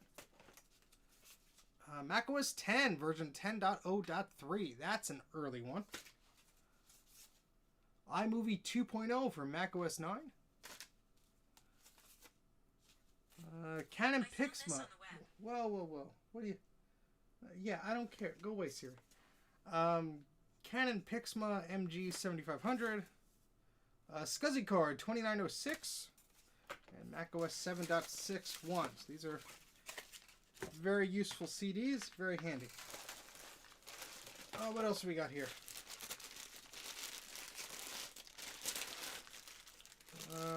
Oh, that's right. So this I bought off eBay. Is it? Yeah, here it is. So this is for a Mac clone. This is for a Umax Pulsar tower, I believe. I could be mistaken. But essentially, those boards did not have built-in serial port connections. So this snaps into the board like a PCI card slot, but of course there's a different connector there. But it snaps in like that. And you have your 2 serial ports, you have your Ethernet, and you have your AAUI port. So this was a nice find. They're still on eBay. This says copyright 1996 Apollo. Umax Computer Corporation. There's a few of these on eBay for under $15. I picked one up because I actually have the logic board that goes with this system. I don't have the tower, just the logic board. I do have a few box copies of the macOS. macOS 8 is one of them, and 7.5 or 6, one of them I have, and then some versions of System 7, but not a lot of them. A red zip disk, always very nice. Random stuff. Oh, here. You know what? Let me, I have all this. There's a bunch of memory in here. Let me just put everything in here. I have to go through this stuff. What is in here? Oh, we got some tool bits and junk. Okay. That stuff I will put by my streaming desk. And these are just cables. Okay. What is this? A serial cable? Yeah, we have a serial cable. Okay. A generic, no-name brand serial cable. Perfect for my image writing adventures, I'm sure.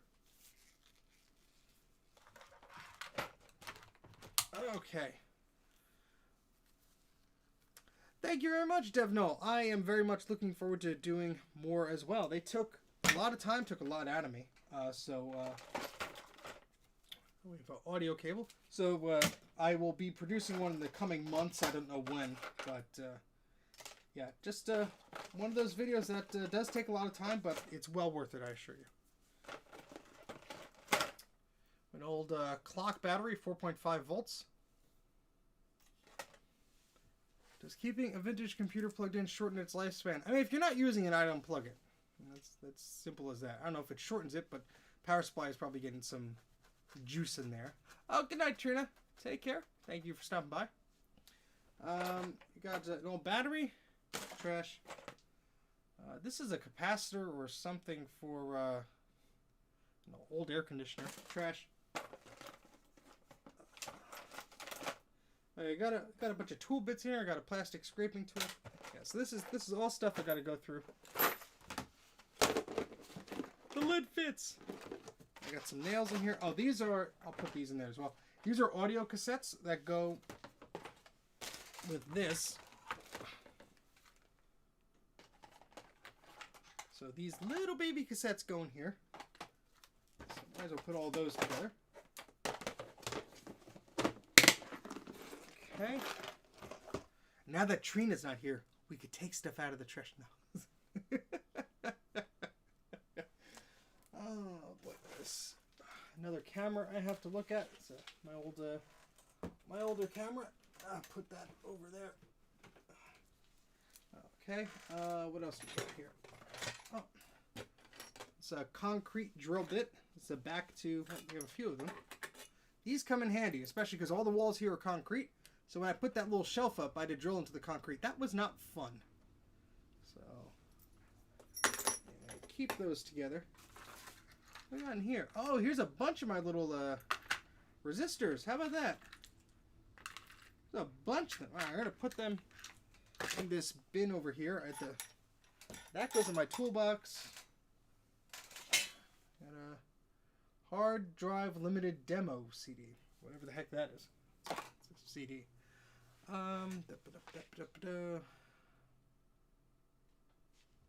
Yes, it's becoming more visible. This is film stuff. I'm going to leave that alone. I'm just concentrating on this area right now. Oh, here's the rest of my sleds for the Mac Pro.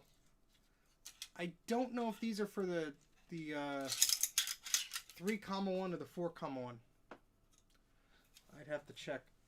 I guess I could put them with the wires for now. This is for a 6100. That's where the CD-ROM goes.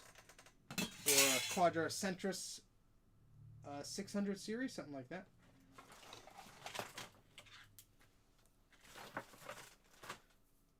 Alright, we have another audio cable. Whenever I need these, I can't find them. But those are the early ones. Okay, Mike, thank you very much. Good to know.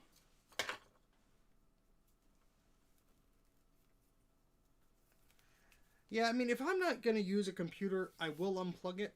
Generally, I do leave them plugged in, but I do shut them down. I'm not one that leaves them in sleep mode for too long. It's just a personal thing. I mean, if I'm at work, I don't care. I leave it on. But if I'm paying the electric bill, I usually shut the machine off if I'm not using it. I know it's insane sounding, but that's what I do. All right, we got a little bit of a bunch of wires here. That's a disc there. Oh, this is a little coupler type thing. Huh. Interesting. You are very welcome. Let's see. I've got a little. This is a very small audio cable. What else we got here? There's a bunch of junk here. Old twist ties and things I've cut and just left here. Old little bags and things like that you throw out. Let's see, piece of plastic. What is this? All this stuff. Oh, this is like a Bluetooth to auxiliary adapter. Hang on to that. So it's trash. See, I'm making good progress here. Old paper scraps and junk. Don't need anymore. Yeah, let's move ourselves around a little bit.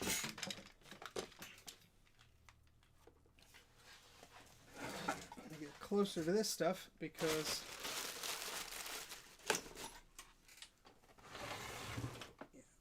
we're gonna have to stand up now.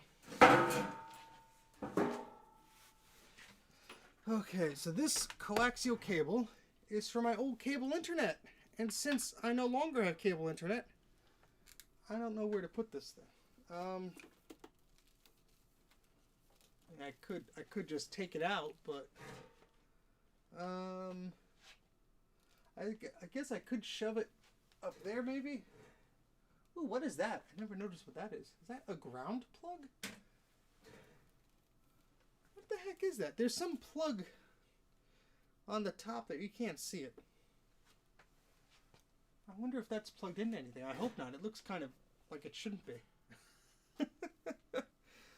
Oh, boy. Now, let me just... I'll put this on the butt of the microscope for now. I don't know where else to put it, but it's gonna stay there for a bit. So, oh boy. Let me stand on the chair and take a look, Mike. That is possible.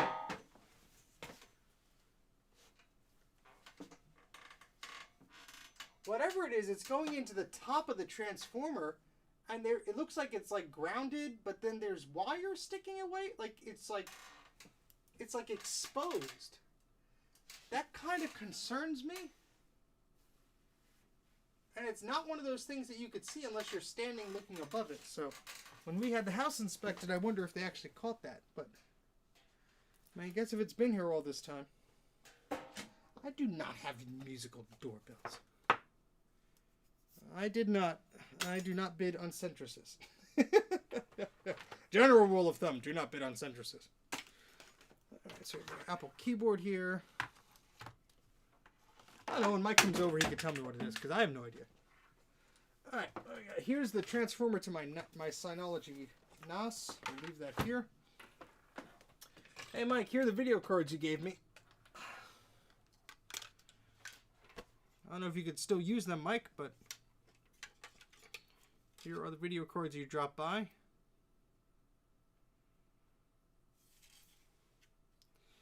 Not exactly sure exactly which ones they are. I'm going to put them on top of my computer here so I don't lose them. Eep! Hello there. Bunch of blank CDs and blank DVDs. Well, you gave it to me, Mike. There's a penny. All right, so here's some blank media. I'll put that over there. Oh boy. That's a good video card for the G3 Blue and White. I mean, the stock one isn't bad, but the ATI Radeon series, you can't really go wrong with that as long as it's Mac compatible. Here's a USB hub. Put that with the wires. Oh, here's a new electrical outlet. I could use that. Hold on to that. Display link to DVI. That goes with the wires.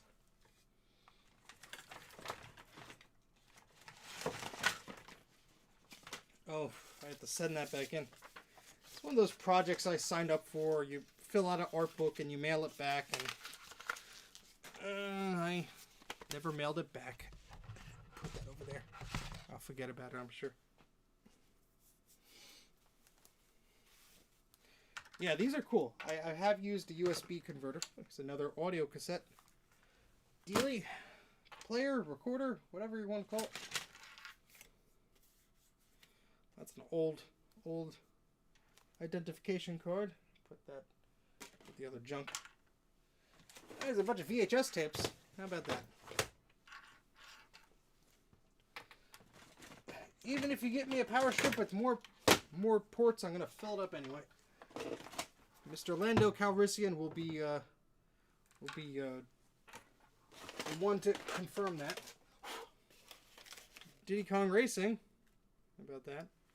Good night, all. Thank you for joining. Appreciate it. Treasure Mountain.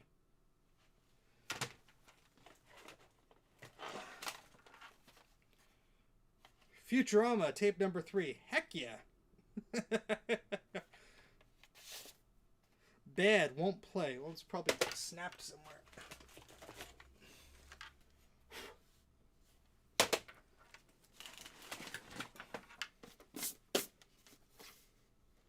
Walt Disney World Vacation. What the heck is that doing over there? Yeah, any of these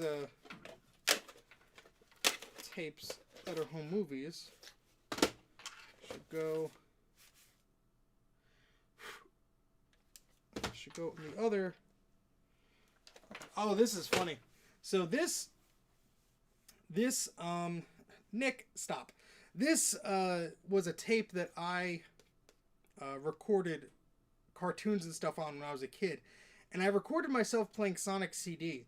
But what happened was I read the outside of the disc that says like this work cannot be copied or whatever, and I got scared because I was a kid that somebody would find out that I recorded it off of the game, and like they would yell at me. So I mislabeled the tape, but I found it eventually. So funny stuff. Right, let me put this back on the shelf behind me.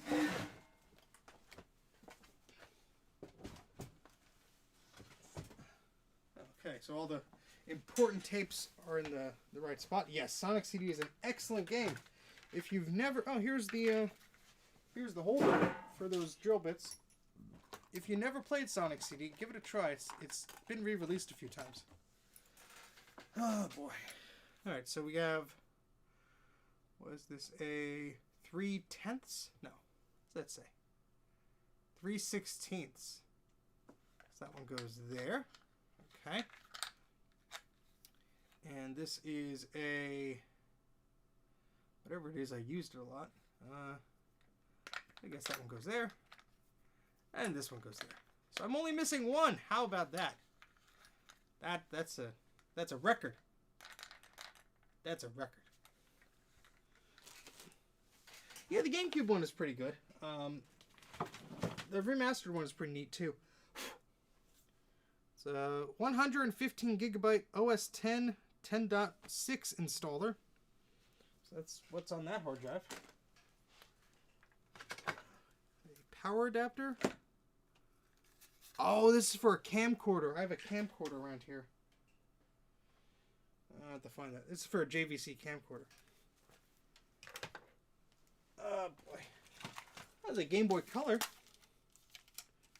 Oh, this is cool. Yeah, I have this little flash memory card for the Game Boy Color. Very cool. Oh, I didn't know about that, Commodore. That's cool. Hey, look. Still boots up.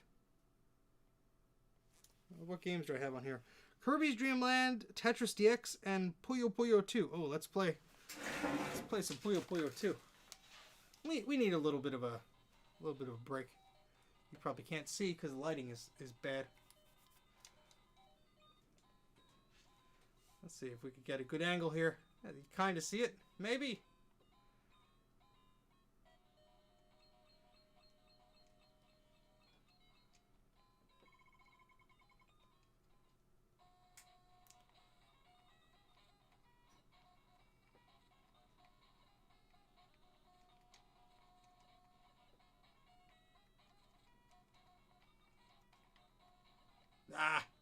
I'm playing at an angle, so I have no idea if I'm doing this correctly.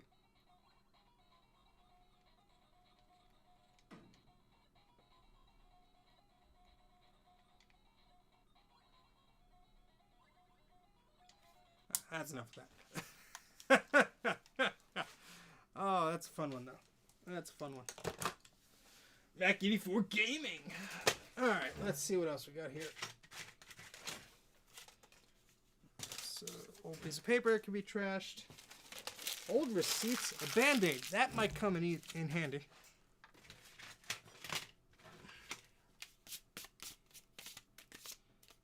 Alright, James. Well, if you don't enjoy it, you could leave. No one's forcing you to stay here. More floppies. More floppies. Got some memory here. 256 DDR. Alright. Put that with the rest of the memory. Let's see. Yes, sacrificing yourself to the computer case. Not recommended, but it happens. Alright. Notepad. Good to know. But we made some progress here. The desk is, well, the table, rather, is cleaned up considerably.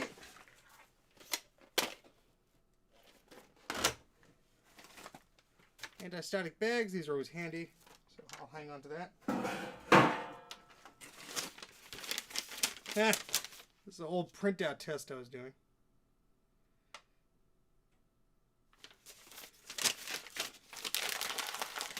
Yeah, this is. I was trying to print a laser printer, and yeah, this quality is not so good.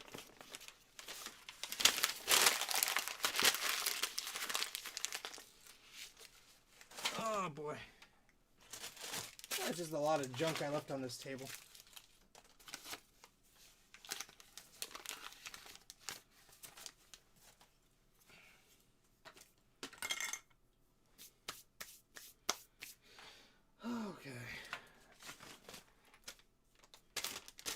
Another anti-static bag, some paper towels.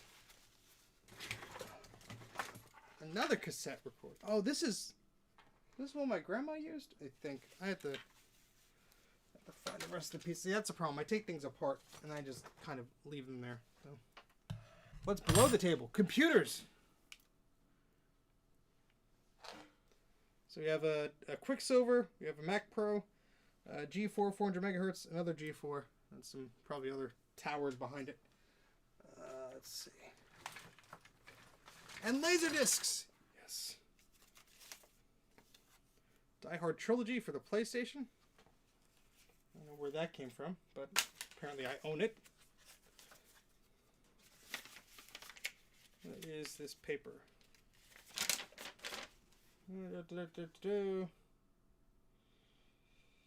Oh, that is for that. Put that together. More Ethernet cables. This is the back for a remote. I guess I'll put that with the other stuff. Hopefully the sound isn't gone. Did I unplug something? Hopefully not. Pac-Man. Yeah, Pac-Man is fun. Yes, LD-ROM. Yes, quite aware of that. It's just quiet. I'll scream louder. Let's see. We got a floppy disk holder. It's handy putting floppies in. Okay, so let me raise the camera up a little bit. There, so I think that's a little bit better. So you can see we actually have this. I can touch the wall. It's pretty clean here. Yes, that's the same laser disc from earlier. What is this?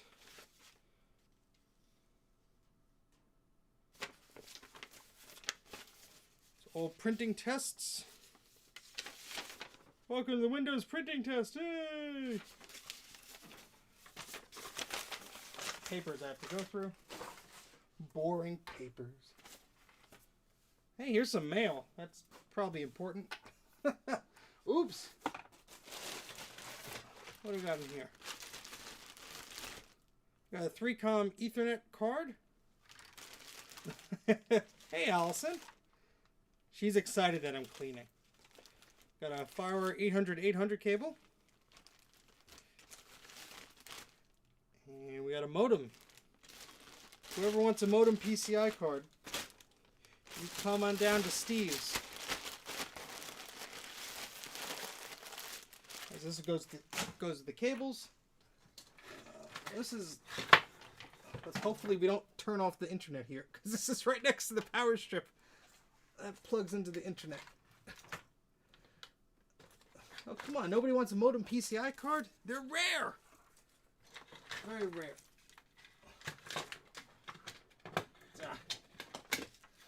Oh, this is like a clip. Before I had a good tripod. You'll clip this onto the desk like this, and then you can put your camera on. Still useful for like lights and stuff, but I would not use it for a camera because it's very wobbly. I'll put that with the wires for now. Labels.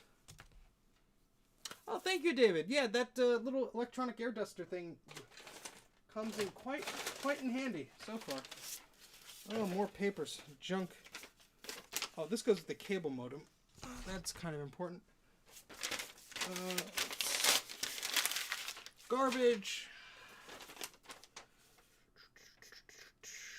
What is this? What is this? What is this?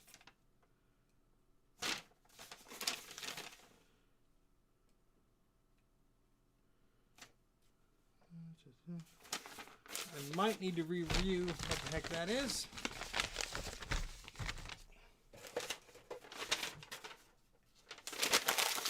Garbage. And we got a notepad. Hey, we can write down stuff now. Excellent. Alright, so yeah, this desk used to be full of crap. Now there's only a little bit of crap. So, we're making progress. About Apple Laser Writer software. No, see, I used to work at a company and that was like a giveaway that they gave away. So I have a stack of those notepads. If anybody really wants a really cheap notepad, I have a handful of them, so. But they're really cheap, I must warn you. Really cheap. Alright. What else is this? Paint, sensor, lights. That's, items. Oh, bathroom items to buy. Paint, light, shelves. Well, this is old.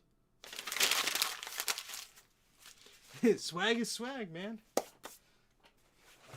And here's another one of those pads. How about that? July 2017. Oh, these are notes from my film stuff. That makes sense because the film stuff is right there.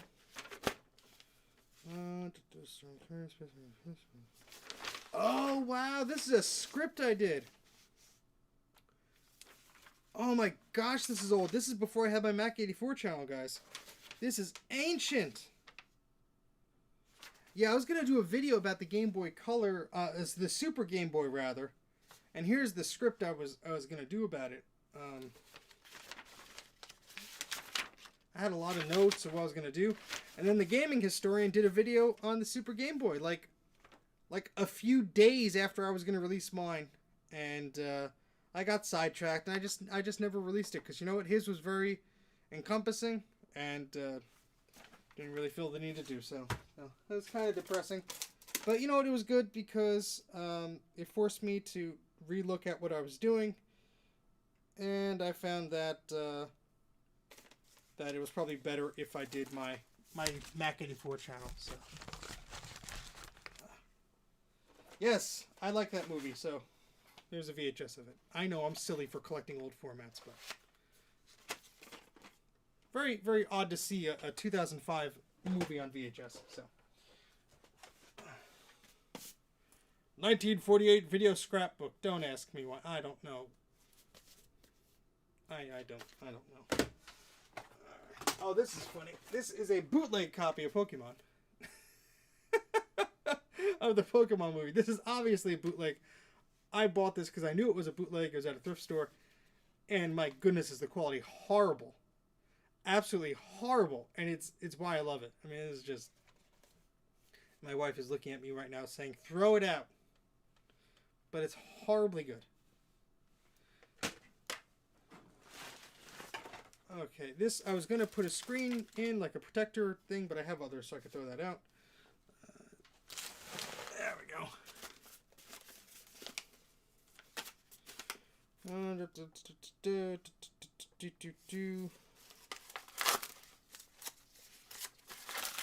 More garbage. What's this? Baseball movies. Alright, that's film stuff. I'm keeping that together. The Black Hole. It's a Disney film. Well, excerpt of it. They used these are 8mm movies, so you won't get the full film. You get like a few minutes of it, but pretty cool. Yeah, the PlayStation 2 is a pretty good DVD player. Oh, there's so much dust here from when I drilled in these shelves. I never cleaned up all the dust there. Oh boy. Oh, this is a mess.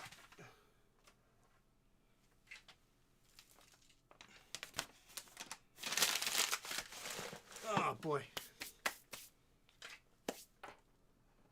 Okay, what else we got here?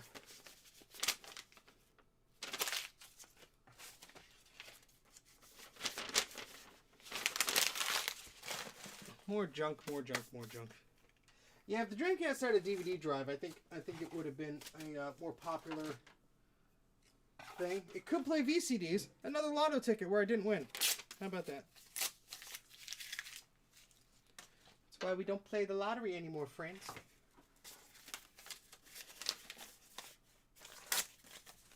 More junk.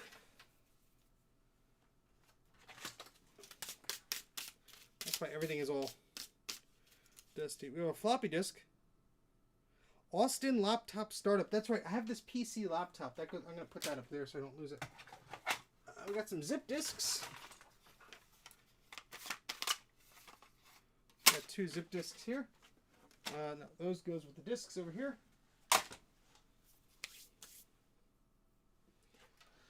Okay. What is this? Oh, screws? Alright. Some of this stuff I'm going to have to move to the side, and then yeah, there's hold on, let me move some of this stuff away.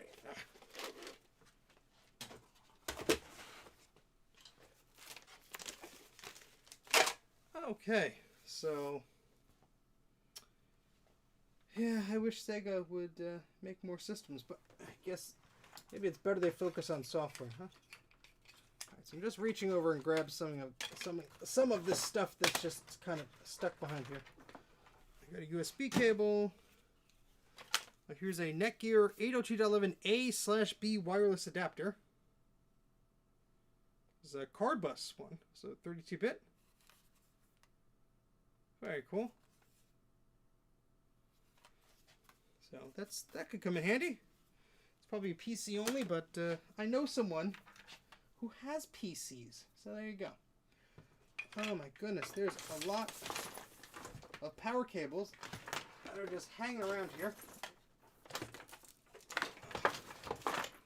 Netgear card is model WAB501. WAB501. I think I picked that up to use as for an old laptop.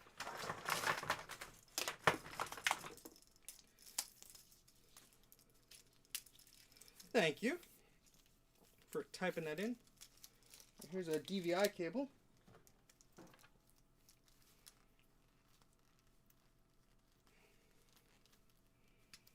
The VCDs, the quality isn't too bad. I mean, back in the day, it was better than VHS sometimes.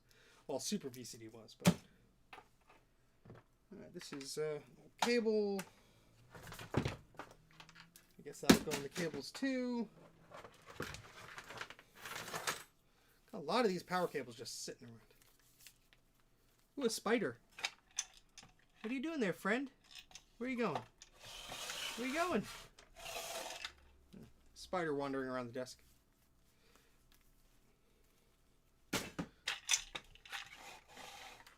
Or did. Whatever.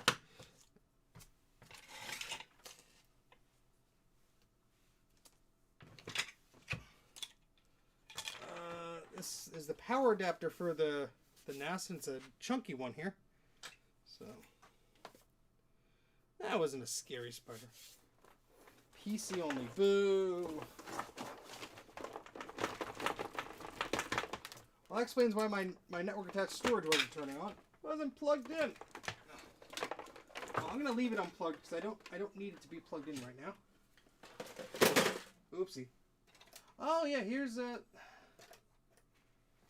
is this the one I was? Yeah. So here, this is a Raspberry Pi Zero. Is this the wireless one? Raspberry Pi Zero 1.3. And this has a composite video right on the header here. I probably have it plugged in the wrong way.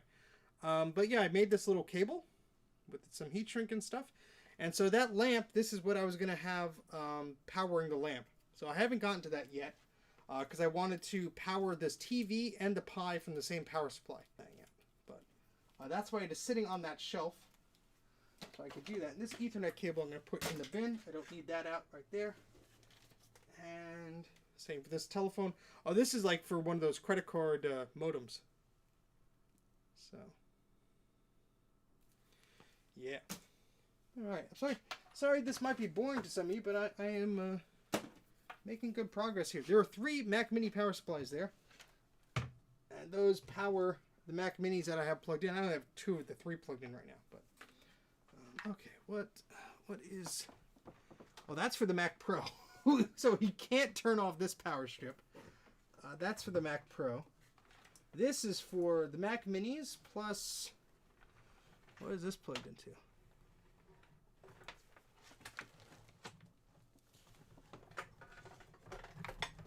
Nothing. Oh, this was for the iMac G4. I think. Maybe? Yeah. All right.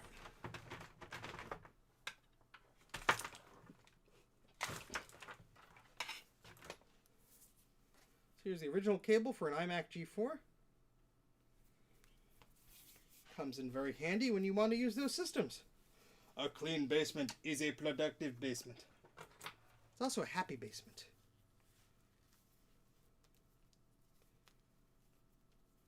Okay. Bunch of little dusty things and screws and junk I'm just brushing towards here. Logitech mouse driver. Kid Picks bonus sounds. Ooh. Ooh, bonus sounds. Mouseware, disc 2 of 2. Enter to win. Okay. What else we got here? That's a bunch of junk. Very dusty, too. Very dusty. It's getting pretty late, so I have to work tomorrow, so I can't go on too much more. But I will try and continue as best I can here as we try and get this clean. Yeah, I'm just putting all the cables in a bin. there's so many. There's so many. There's another one. In the bin it goes. Oh, this is a USB to barrel plug, so probably to provide extra power. Mike's like, I don't work tomorrow. Keep on going. Call in sick with a fatal case of all-nightis. Very nice. Put this back here. A used Q-tip for cleaning does not need to be here. Hey, look, I found 20 cents. Oop, make that 10 cents. Make that 20 cents. Yay. Just gonna put all the little screws I found over here. You never know when you need a screw. So I never throw out screws because I'm a weirdo. Sorry, but that's just how I am. Okay. That's garbage. I'm going to empty this garbage because it is full. Full of crap. So I'm going to go empty this. I'll be right back.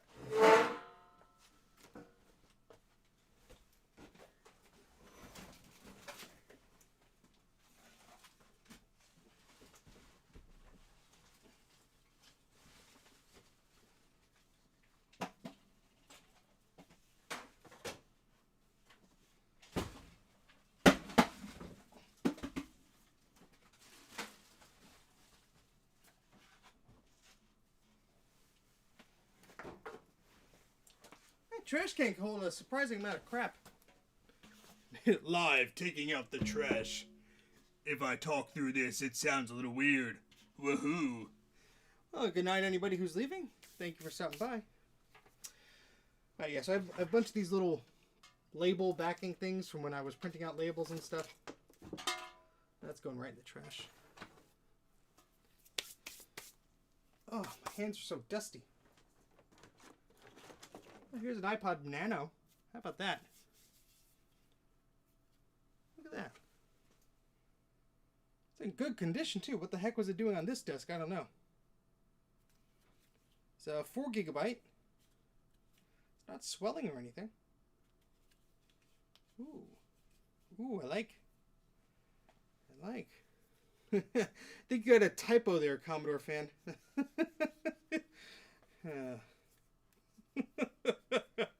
Yeah, thanks, Mike.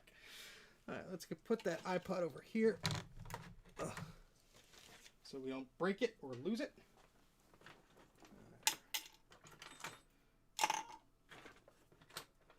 Oh, here's that other drill bit. Yes!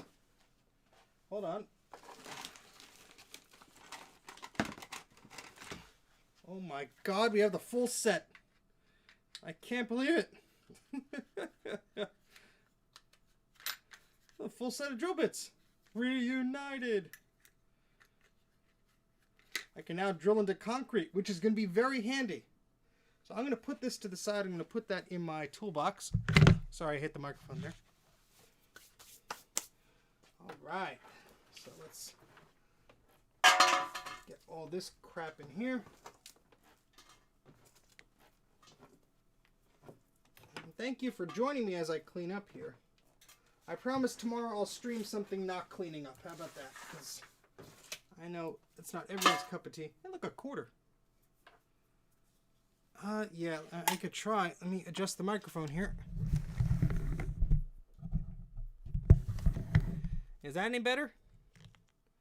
Well, I got dust in my water. I'm not drinking that. Is that any better? About the same. Well, the bar is all the way to the maximum on OBS here. Let me see if there's anything I could do on macOS 10 here, because it's set all the way. Oh, wait, hold on. Oh. Let's see if that helps. Now I'm probably peaking too high. How about that? Is that okay? Is that too high? Let me know if that's too messed up there. I had the input on macOS 10 set all the way to 0, so that didn't help. So much better. Well, I apologize for the past 1,000 streams I've been doing. I've been doing with the low audio. Seriously, sorry about that. I'll show you exactly what the problem was. So if I went into OS 10 here, and I go to sound, that input level there was all the way there.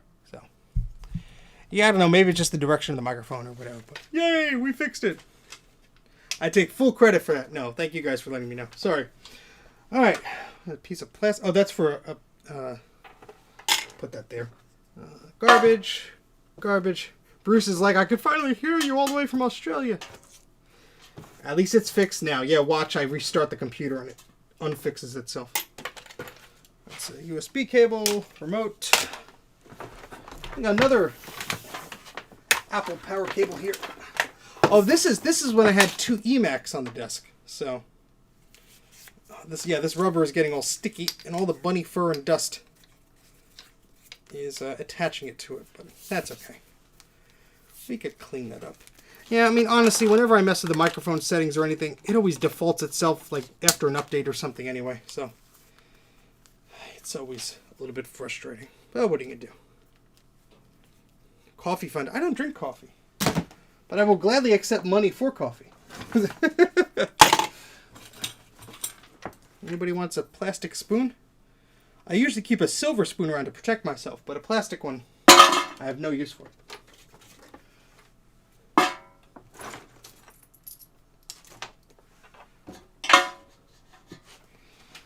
Somebody will get that joke. Another penny. Spork. These little plastic tabs I break off of VHS tapes to make sure I don't erase them. Yeah, the desk is not looking too bad. More rubber bands.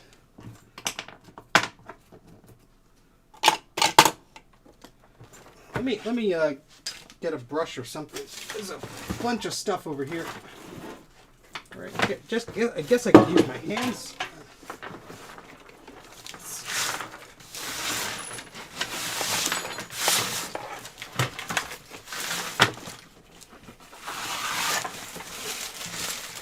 That's what happens when you just work on stuff and just dump it here. This was like a workbench / computer desk, so.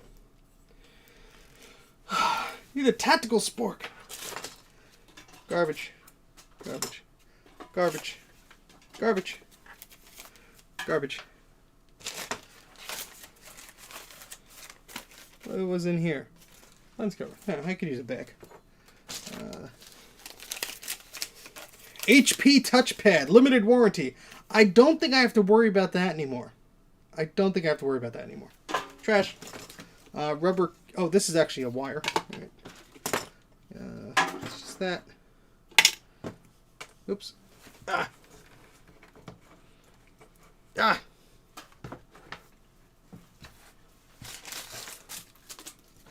No, it fell over there.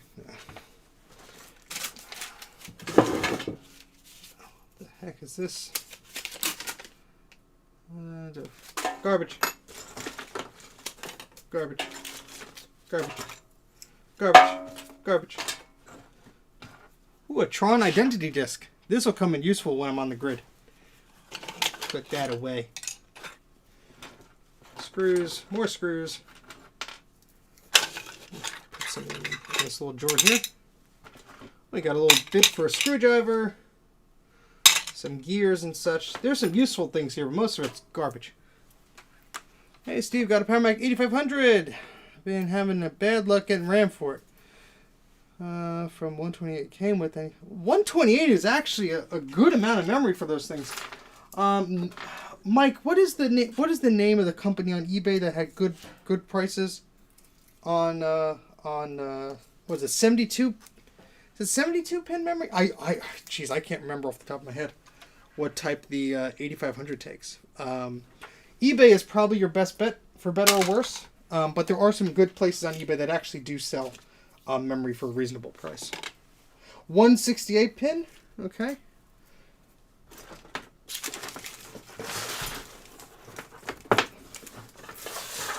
But 128 megs is a pretty good amount of memory. Memory X. No, there's memory something else. Maybe it's not X, but it's something like that. I'll take a look in a minute. All this is just junk.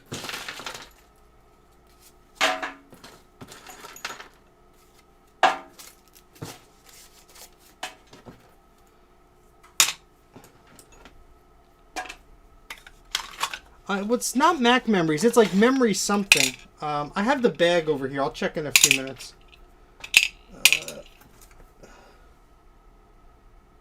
Okay, that stays there. Oh, wait. Was that piece of plastic for...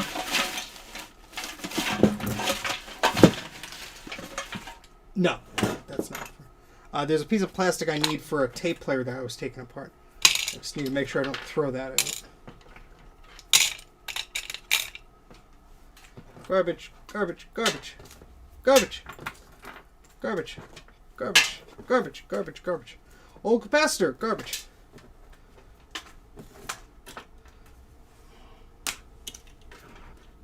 Screw is not garbage. See, the more tired I get, the more things are just garbage because I'm too lazy to sort them. It's probably a good thing because this whole pile, garbage, garbage, garbage, garbage. In fact,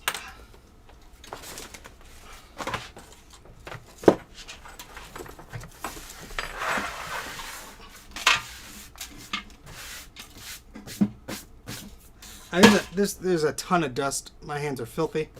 I'm gonna have to dust off this desk here. I think we're making very good progress. What do you say? I mean, before you couldn't even look at this desk before. Now, you could fit at least 1, 2, 3. You could fit like 4 or 5 compact Macs on here. Man.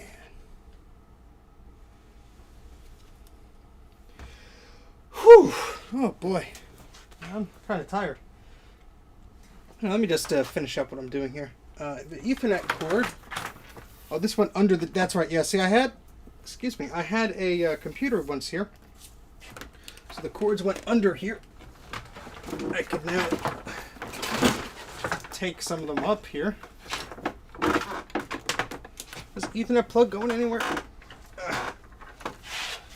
No, I think that Ethernet plug is plugged into a computer still. It's a very long speaker cable for when I had a set of speakers under there. Yeah, it's almost midnight here, so I'm not going to be around for too much longer.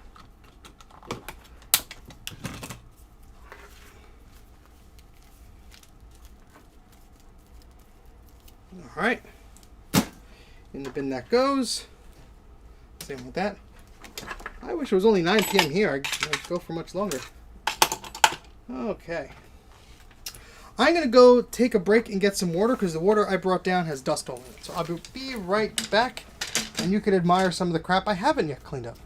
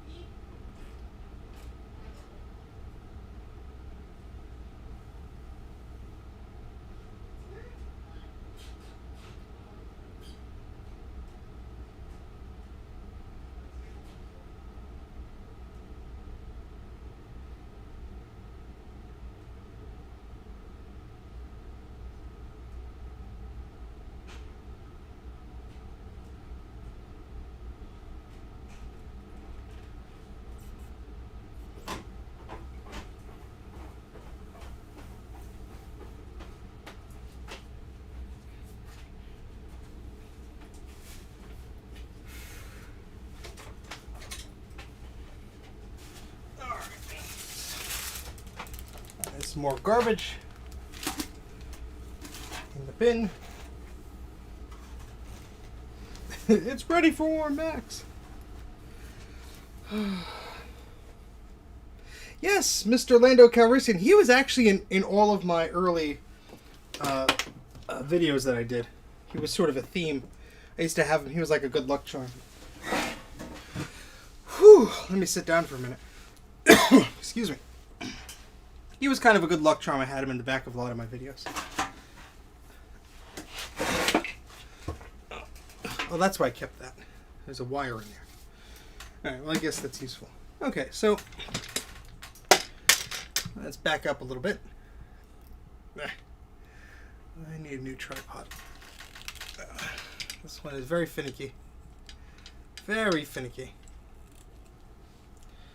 Exactly. Excellent character. A lot of dust on him. I will put him up here to protect my disc station there. A little Synology thing there. I did put these videotapes away. Alright, let me do that now.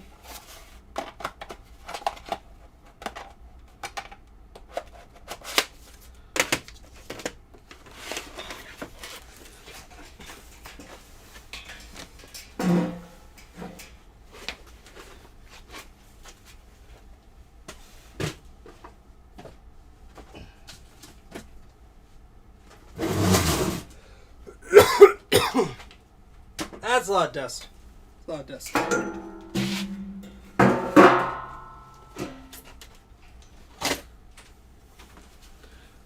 Alright.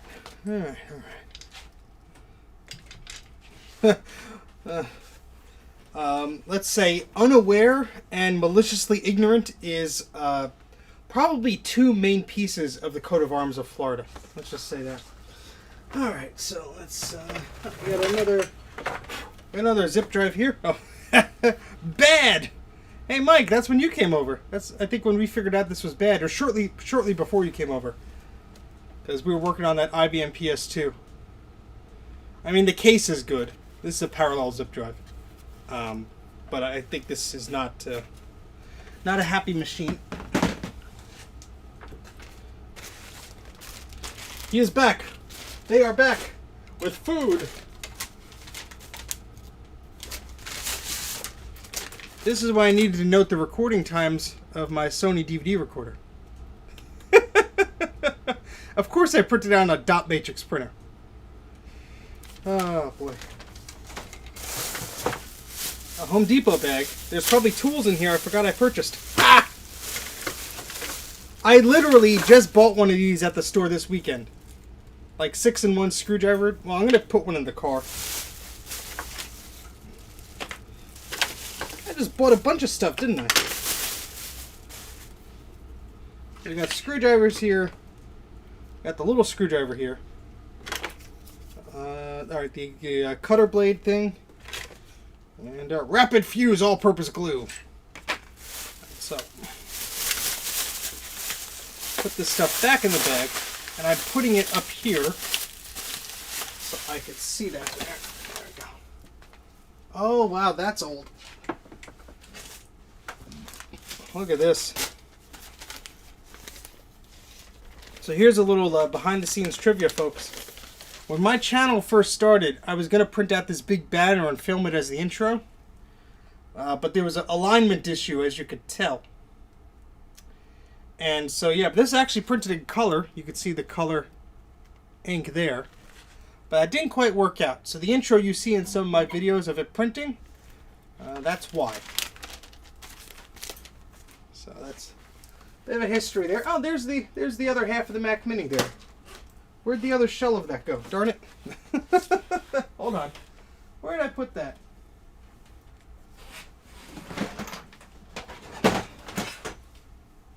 Oh, it went somewhere. Where did I put that Mac Mini? Here it is. Here it is.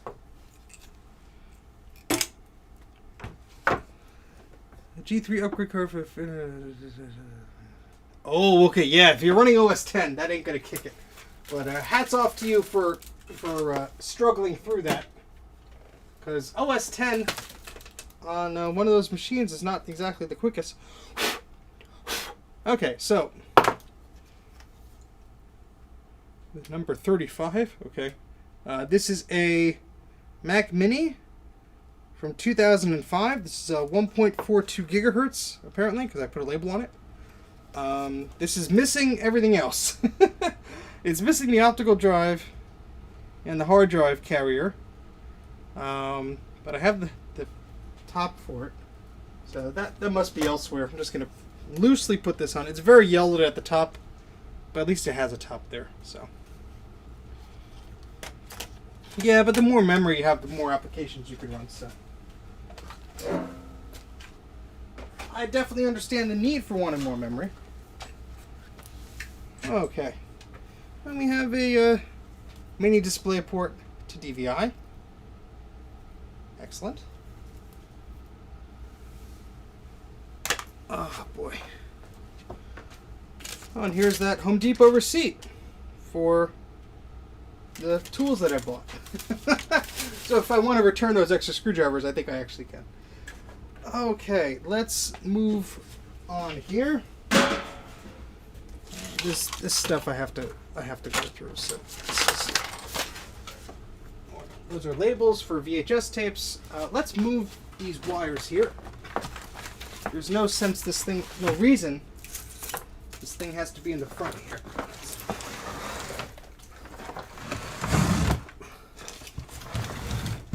Oh, it scratched the table. Well, who cares about that?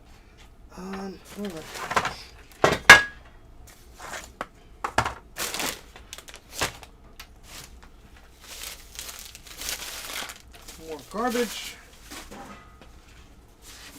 Oh, this was actually... Oh, I don't need that anymore, do I? I'll put that with the cards just in case I have to cover something. Garbage. Garbage. Ooh, a penny. I'm rich.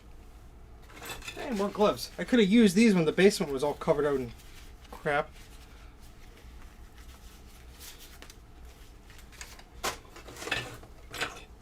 Mike will know what this is for. Mike, do you remember what this is for? This is the revision 2 clip of something. This is the revision 2 Firewire clip for an Apple iSight camera.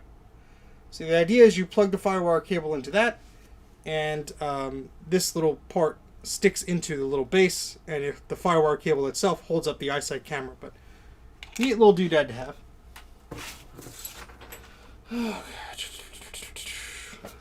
Garbage. Garbage. Got some nails and screws, and a screwdriver there.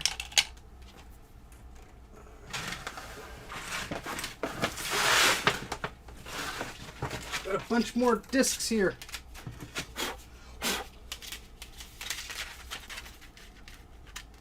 You've never had a Firewire iSight. I see. iSight. Oh, here's the instructions for that Panasonic recorder. I had to find the other parts of that because I believe that was my grandmother's. Although the tapes are the only important part.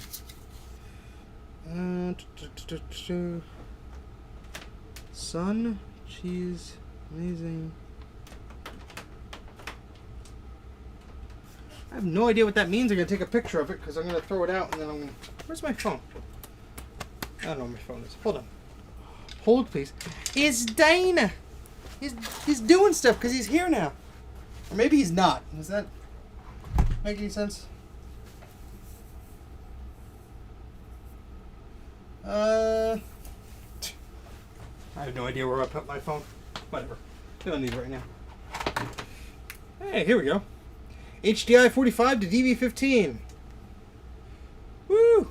Good to know. Good to have. That goes in the Apple bin.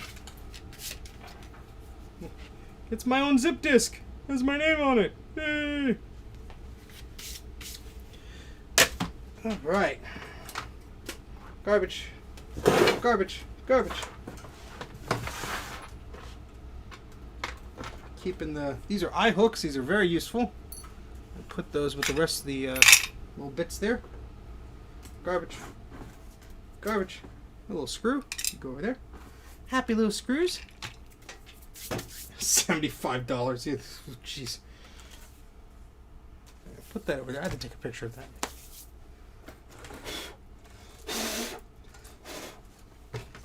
This is like a plastic bonder thing. I have to be careful with that.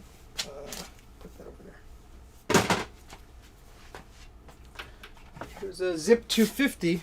I don't think this one works, but it looks beautiful. So I'll put that up there.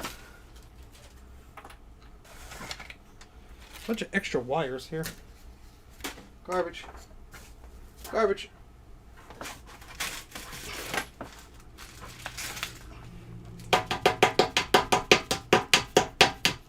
Ha! Nice. Downloading Napster to a zip disk.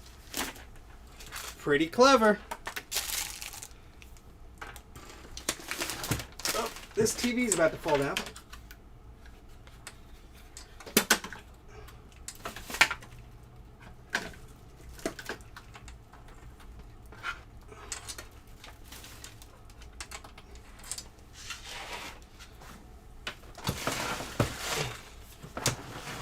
Why is that TV upside down, Steve? There's a perfectly logical explanation for this. Ah, jeez, there goes all the dust.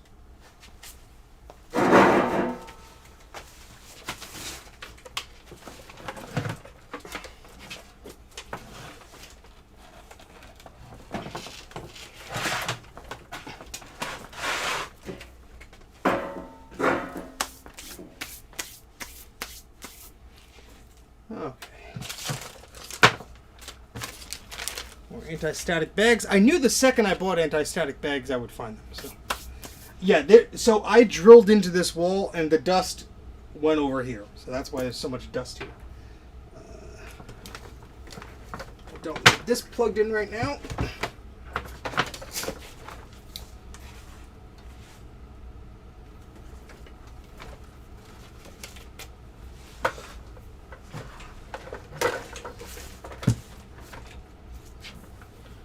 Have to tackle that, aren't we? Oh boy.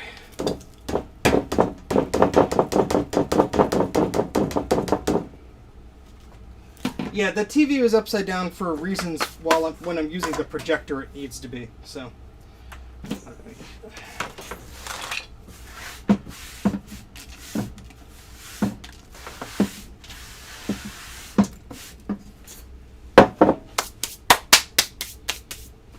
my first flash drive was 128 megabytes. Before that, I used floppies. So let's move some of the stuff out of the way. Oh, this is a paper to keep. This is when I was testing aspect ratios here for my projector system. So that is something I will be keeping with my projector here. And hey, maybe we'll see how that works in a minute or two if you guys are actually interested. If you're not, that's okay. Here's an iPod USB adapter meant for photos and cameras. So that's a handy little thing. I had to label it iPod because the one I have for the iPad looks almost identical. Hey, some electrical tape. Can never have too much electrical tape. More screws. Got some batteries here and a battery holder. Very handy. It's not quite a spork mic, but it's very close to a spork. It's very close. Very close to a spork.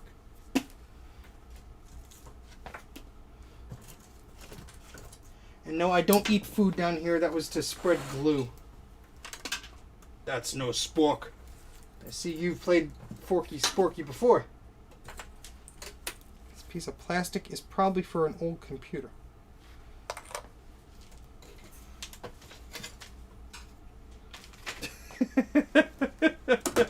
Mike hid that here like years ago.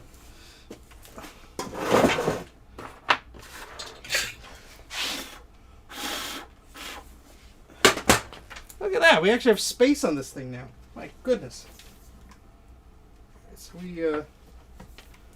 let me tie this monster of a extension cord here. Well, I guess it's not an extension cord, but it's the cord for the power strip.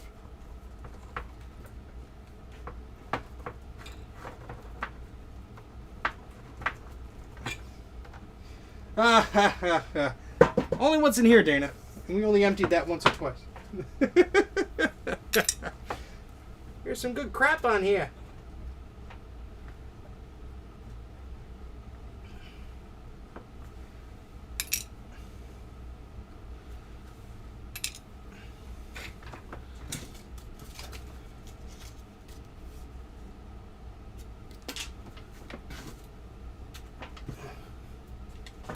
Okay.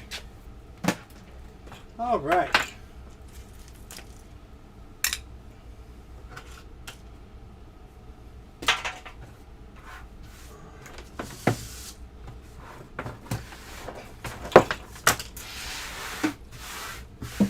Oh, lightning bug. How'd you get down here, you poor little guy? Sorry.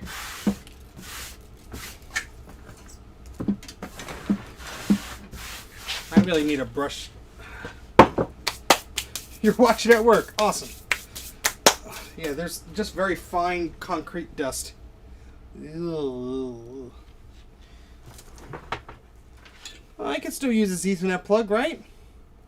It just needs a little bit of rewiring, huh? Nope.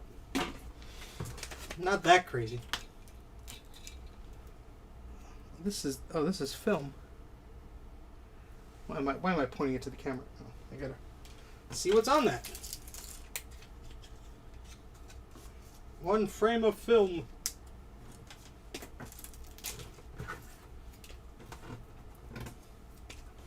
Well, I think you'll agree, hopefully, I made a heck of a lot of good progress today.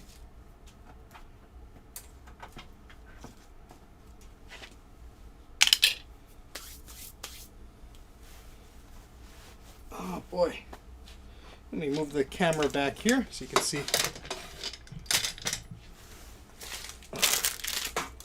a better view here.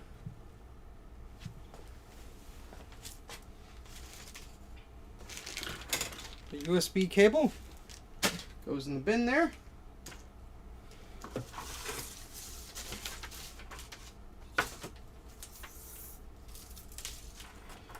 All right. Okay. Yeah, it's actually usable now. We got our trash bin here. I still got to clean up some stuff. There's still dust all over the place. Something I paid 1,000 yen for as a sticker for that.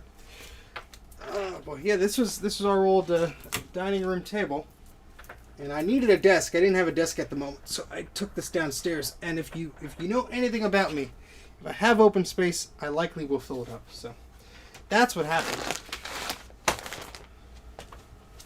Oh boy.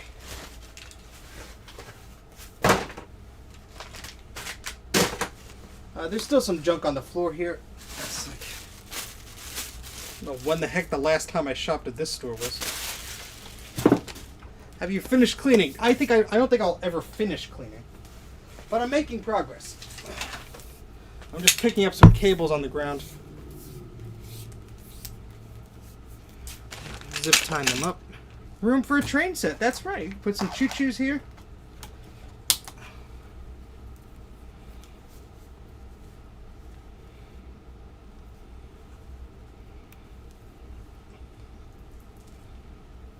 Well, of course, if the table's not filled, then you're not being efficient. So it's all just purely efficiency. Here's what remains of a phone.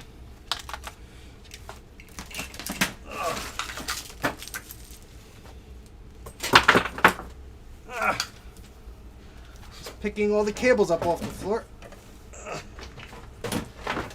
Oh, there's that Ethernet plug. Hold on.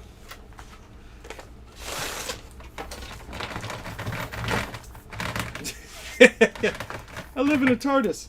That is a Samsung SyncMaster T240. It was the first secondary high definition television I got. That was in the dumpster. Well, not in the dumpster. It was next to the dumpster at my old apartment complex because the bezel here is cracked. But it works. It actually had some weird lines through it, but that seems to have fixed itself up. Somehow, magically. I was totally fine with the lines because I just needed it to preview images from my camera, so...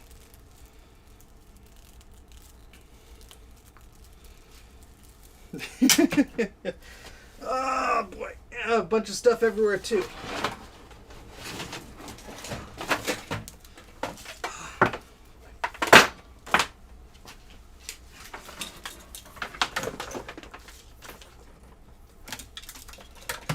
Okay. Oh boy. I'm gonna take this sweatshirt off, this hoodie or whatever you want to call it. Because I'm all warm from moving around for the past... How long have we been doing this? 2 hours and 43 minutes. Jeez. There's still 40 of you watching. My goodness. Okay, let me sit down here.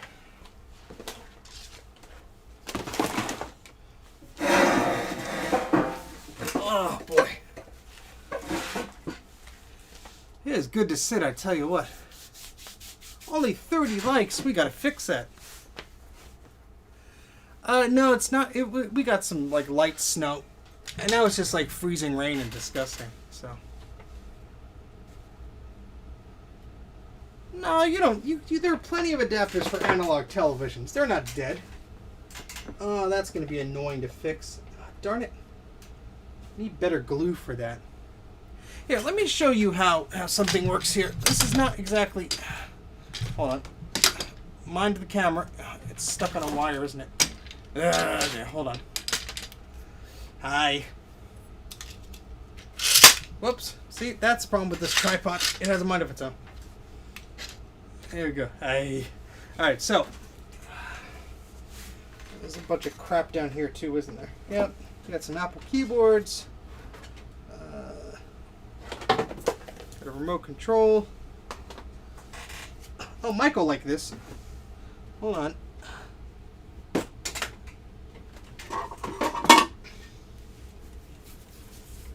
Here you go, Mike. An Austin brand computer. Look at that. Intel inside. This thing is really in like mint condition, I must say. I got this at a flea market not too long ago. This thing is just in pretty darn good shape, except for the dust. And parallel serial VGA PS2, infrared. We have a modem in here. How do we get that out? There we go.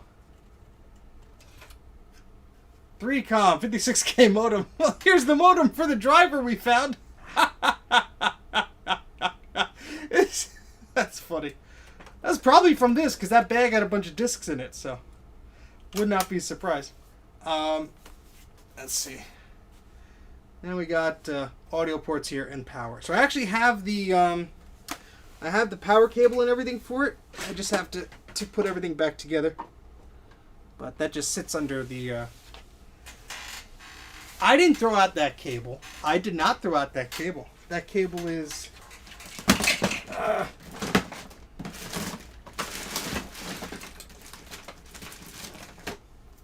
right here. Because you bet I'm going to try and dial up from that thing one of these days. Yeah, sure. Go ahead, Mike. You'll give it some love before I do on my channel, that's for sure. Oh, boy. Oh, I'm winded. I am winded. Whew. Yeah, we have. Let me sort these cables while I'm sitting down. Another power cable here.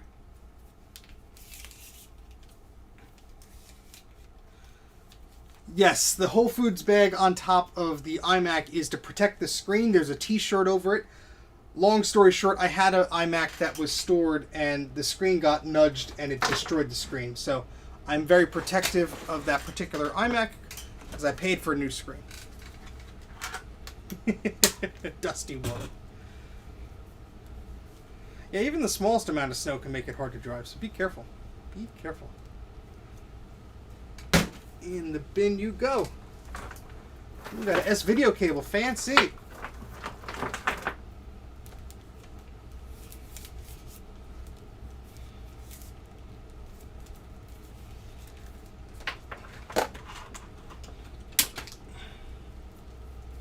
Yeah, I'll actually fire up the projector because it's modified, and I'll show you why it's modified and why I did it like that. Hopefully,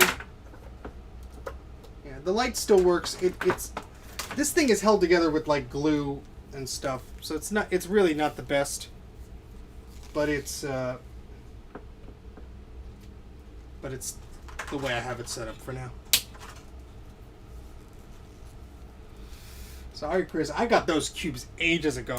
At least 10, 15 years ago. Not as easy to find today, my friend. Unfortunately. Cube!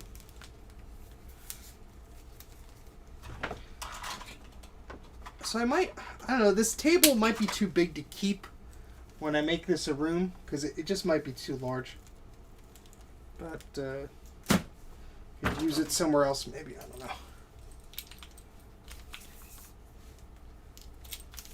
Yeah, exactly. You could get some analog signals in a number of ways to old televisions. I have an analog TV from my grandmother's old house that I just can't part with, at least not yet. Well, the table's too large because it won't fit in the area. It's a little bulky, let's say. Alright, so who knows how 8mm film works? Mike probably does, but who else knows? If not, we're gonna educate you.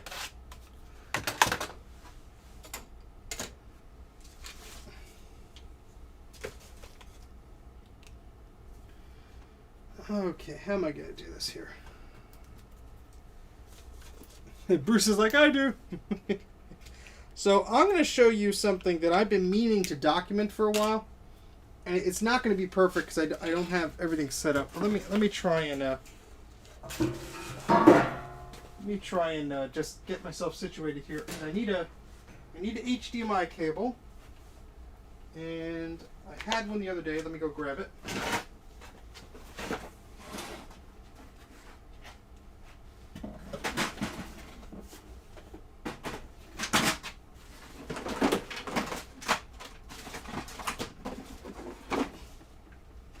Oh, where did I put that cable? Darn it. Oh, I think it's over here. Hold on. Just move this temporarily.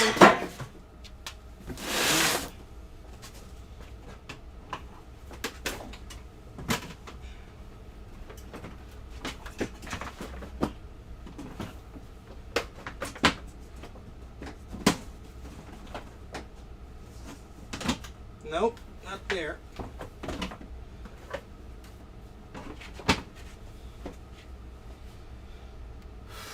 Oh, here it is.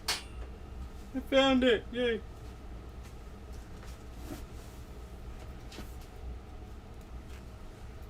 So let me get that.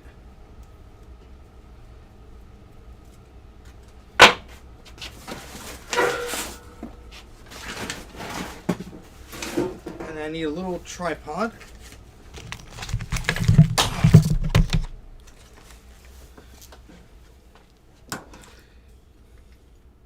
If they weren't colored, they would blend in with the rest of my cables and I would not be able to find them. So, I'm going to put the little camera on the tripod.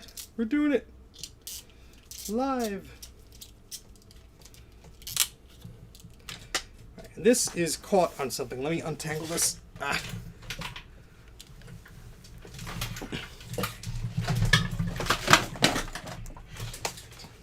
Sorry about that.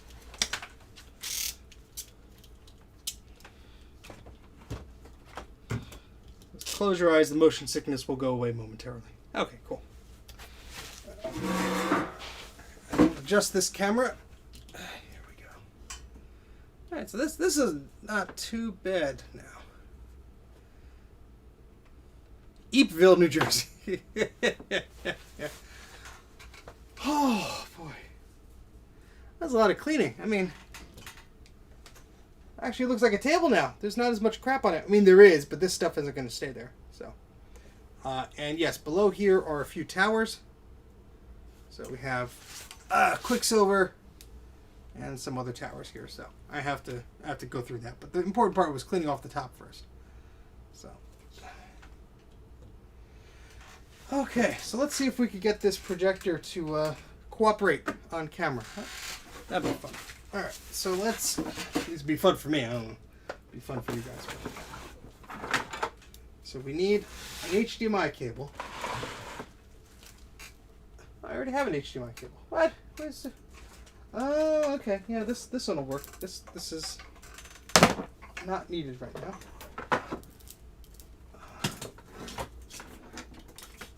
This is plugged into... Which camera does this go to? Sorry, I'm talking to myself. You'll see why.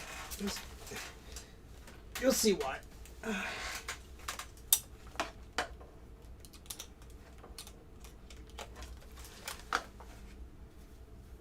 see. No, this is a different one.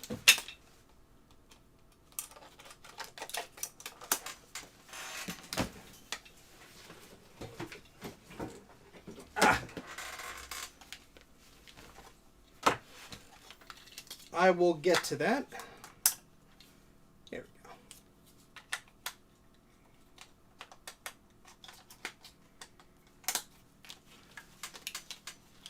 Power adapter for my DSLR here. Okay. It helps if the power strip is on. And it helps if the power strip is plugged in. Where's that? End of this plug. Here it is.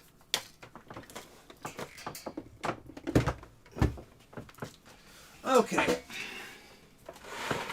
There we go. TV works.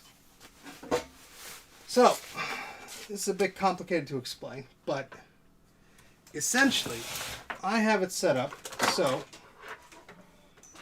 Well, let's get this over here first. Yeah, I know, the chat's a little annoying on YouTube, but nothing I can do about that, unfortunately. They just don't listen to my letters. Alright, so let's show you what I'm doing here. So, I need the lens for this. Where is that? Why? Oh, it's in this basket. It shouldn't be too far.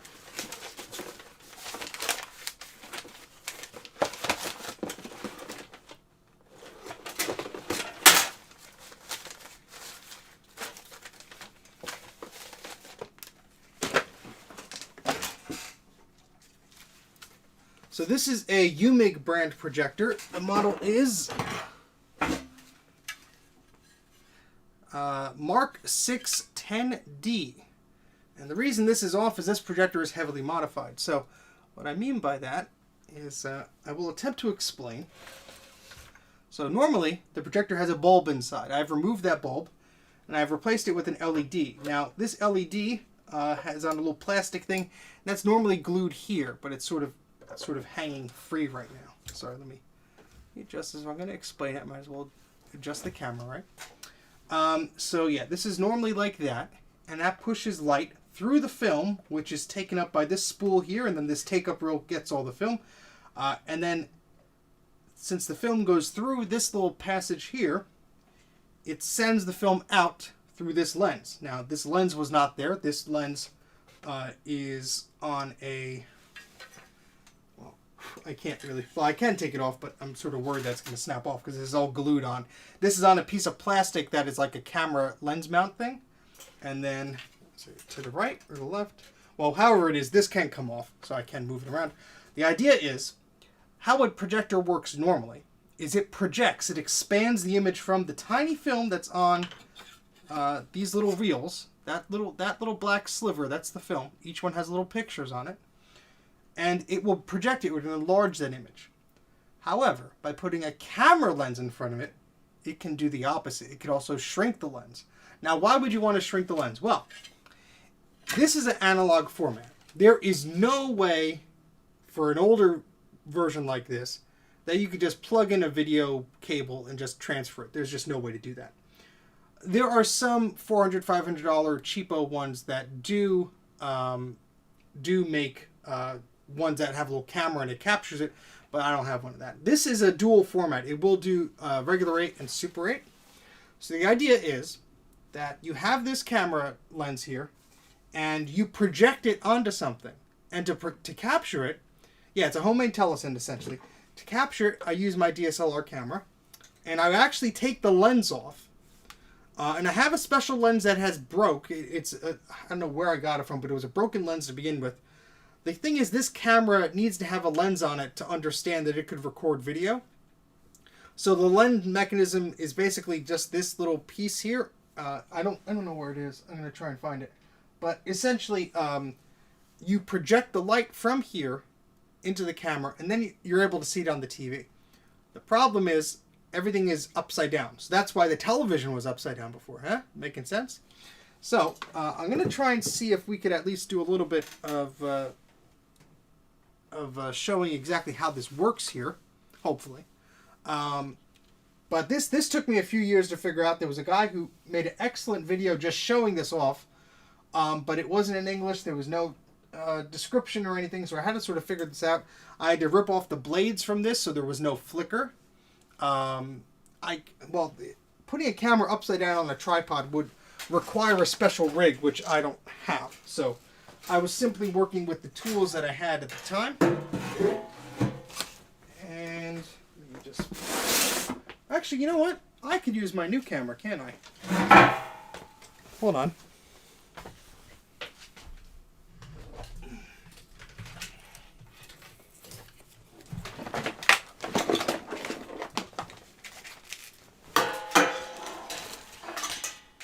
I can certainly use my new camera for this, but I would prefer to use the old one because dust will get into that sensor. So let me just see if I could find that adapter. It shouldn't have gone far because this is the only area where I've had to use that. So just bear with me a few moments here while I look through my shelves filled with crap.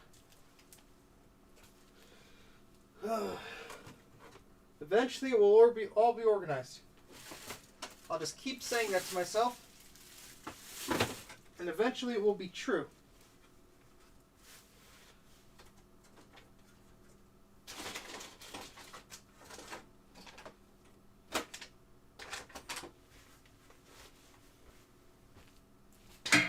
Trying my hardest not to moon anybody here, so apologies. I swear it was around here. Well, I'll just use my fancy camera here. I could always blow the dust off it, but yeah, that poor little EMAC. It's alright, it works. I saved it from being tossed out, so.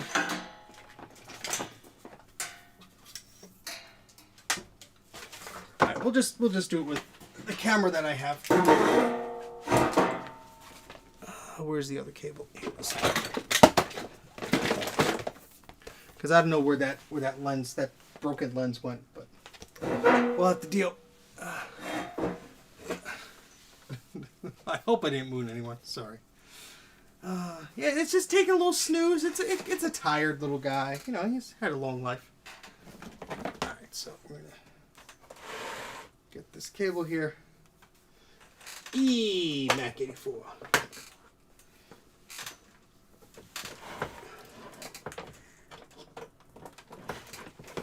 Okay, all right. So we're going to take my fancy new camera here, plug in the HDMI cable to it. Now to get this to work, this tripod has to be at a very specific level. So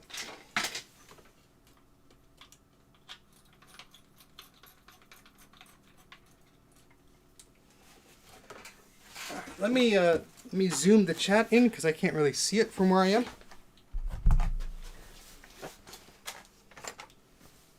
So sorry. And yeah, so this will probably be one of the last things I show because it is getting pretty late. But I thought it'd be cool to show you guys. Okay, so there we Yeah, my older camera had the mini HDMI. The new one has a full HDMI, so that's why I just had to swap the cables out there. All right, so this will hopefully be exciting. Yeah, this TV turns itself off sometimes.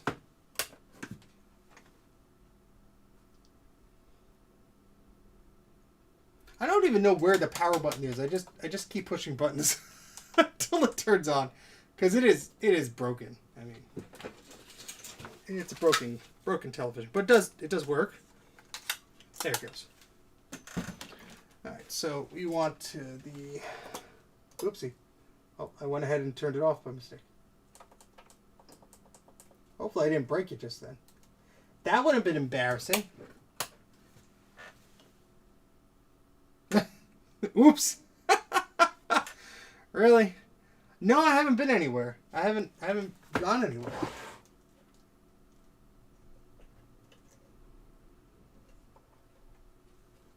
What the heck, man? Oh, there it goes. Alright, so analog. No, we want digital. I think this has composite too. But we want HDMI. There we go. Okay, so I keep dropping things. All right, so we're going to turn this camera. Well, hold on.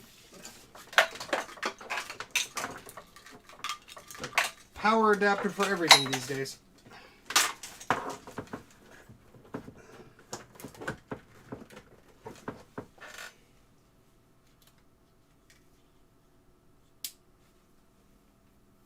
No, so this depending on the film, it's either 16 or 18 frames per second. So yeah, there's a lot of post processing and conversion involved.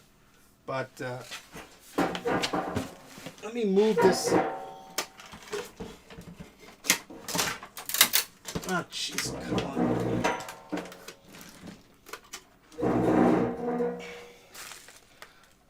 Just wanted to move that 8500 out of the way before I accidentally broken all the classic. Jeez, can't speak today. 8500. I don't even know what I'm doing anymore. All right, so what we're doing, I'm just going to show you how this works. So, sorry, you've all been warned. Alright, so essentially what I have to do is line everything up here. And if this all works properly, we should see something pretty cool. So, yeah, this is not really glued correctly. Let me... Is this still in there? No. So that's some film. Thanks, Jay. Let's see what else we could do here. We could do this film. This is an old one. It's all probably faded, I'm sure. But make for a good example.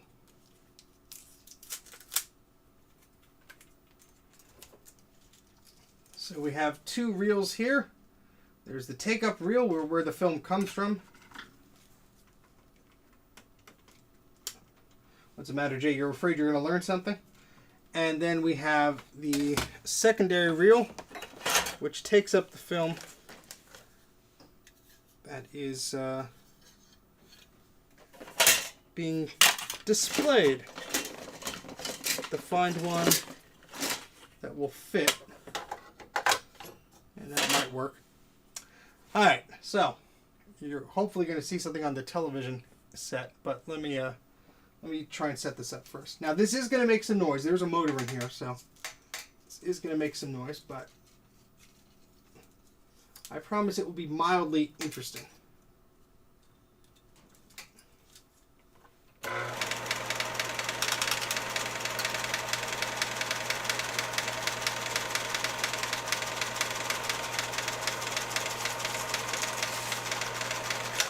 Alright, so what I just did was I fed the film through here, through the mechanism of the projector, through here, and out to this reel here.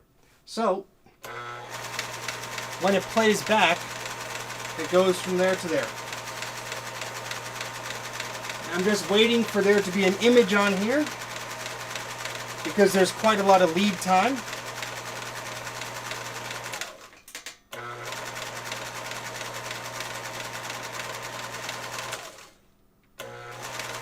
Alright, so that should give us something. That should give us something. Now, it's going to be a little difficult to tell with all these lights on. Let me turn off one of these big lights here.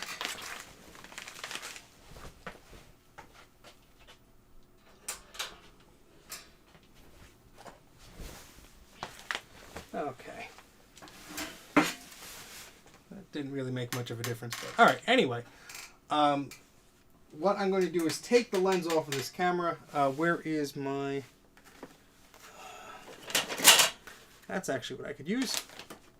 Where'd the anti-static bags go? I could sure use one of those right now. What the heck? Where'd I put them? Alright, you were all watching me. Where did I put those bags? Did I leave them on the floor here? No.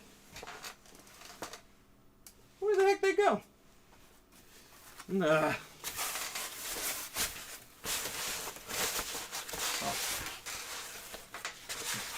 Oh. I know, my album is fantastic. Oh boy, where did those bags go? I had a whole stack of them. Did I? Oh, here they are. Right behind me. Oh, jeez.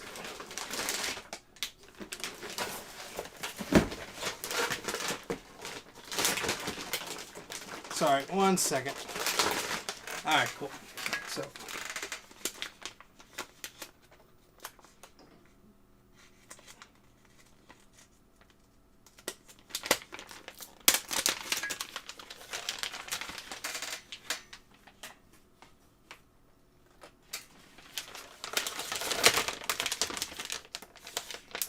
So you are seeing white on the screen because that is what the camera is seeing. Now if I line things up just right,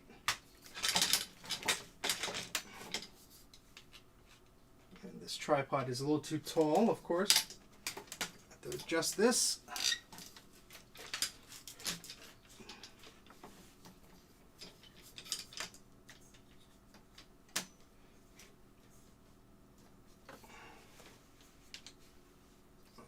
Now it's too short. Well, I can adjust the shortness. That's a little bit easier. All right, so. Oh, we're seeing something faint. All right, so I have to, the idea is to put a cloth over this or something to block that light. That's not going to work.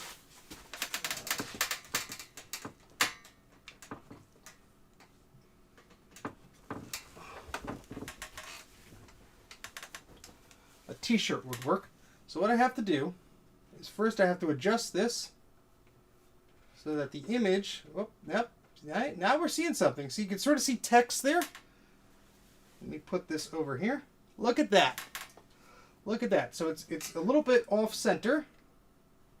But look at that. That is the film. That is the film here on the screen. And yes, it is upside down, and it is flipped horizontal, but let me just try and hold that there. So that is the film. And now, if I advance the projector,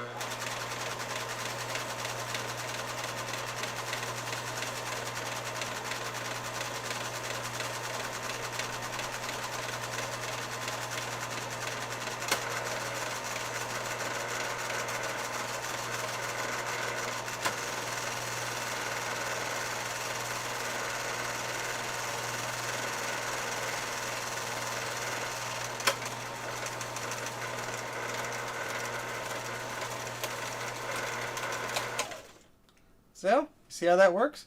So now, that's, it's obviously it's out of focus. It's not straight and everything, but, you could adjust it, and thankfully that's what this camera lens on the end of the projector is for.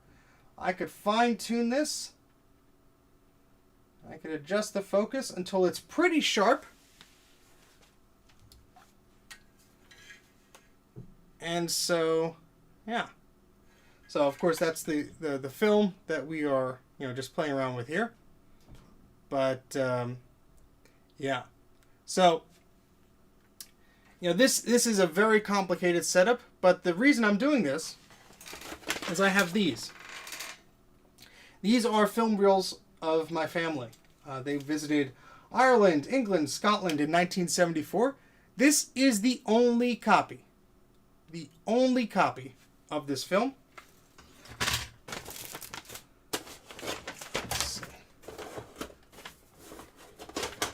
Same goes for this, 1978 through 1979, 1979 to 1981, London, Amsterdam, Paris, 1980, etc. These are very important to me. These are family films. These are the only copies in existence. My plan is to digitize them. Since 2015, I've already started digitizing these. It's been a long time using a similar setup. Now I have a 4K capable camera. Now, this has a border around it. You see how big of a border that is. That's okay though. I'm perfectly fine with cutting and cropping and losing some resolution. However, the previous camera I had could only do... I have to record in 60 frames per second. Otherwise, this flickery trick and all the other post-processing will not work. So in order to do that, that's why I had to spend a bit more money on a better camera that does 4K at 60 FPS, or no, I'm sorry, not 4K. Well, it can, but 1080p at 60 FPS. It is ridiculously expensive to digitize this stuff, and more often than not, they do a very poor job. The cheaper places do it at a cheap rate, and your film will come back looking horrible, and it could be damaged. This projector will play it back at a slow 9 frames per second, which is about half the speed. I record it at 60 frames per second. The math kind of works out.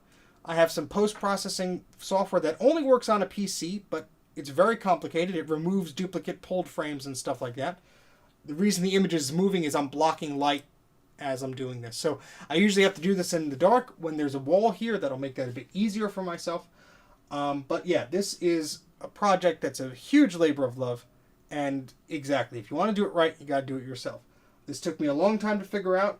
I am very excited to have the space now to play around with this a bit more.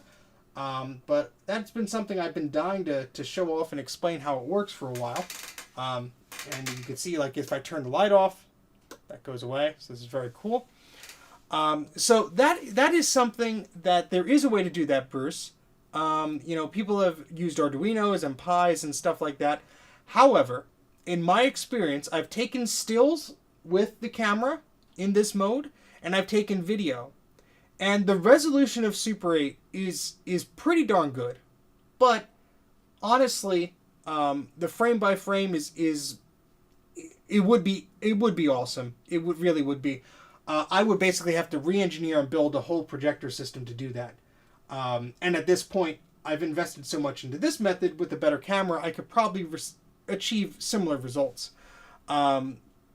And if there is sound, I can play it back. I don't know if this projector has sound. It does not, but I have two others that do have sound. So for the projections that do have sound, I could record the sound as a separate audio track and then just put that in.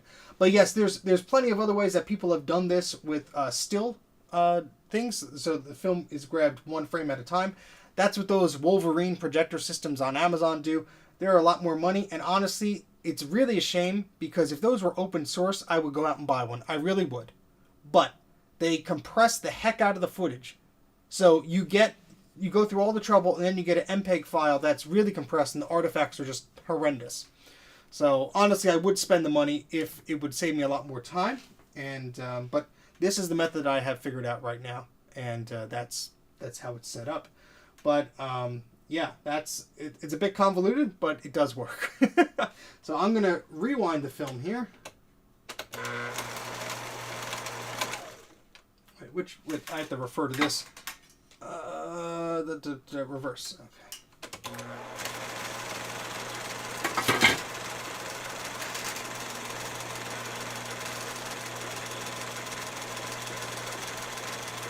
So now I'm taking the film from the reel here and just putting it back here.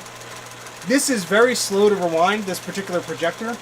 So I have a projector that rewinds faster than I usually do.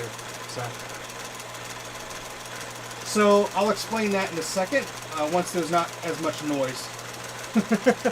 So I'm not talking over everything.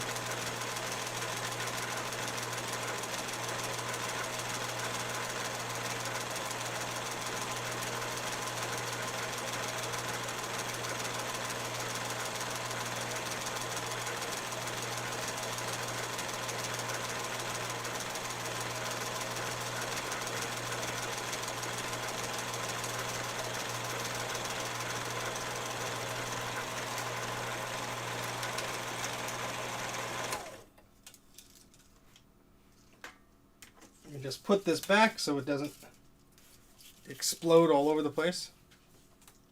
And I will answer some of your questions.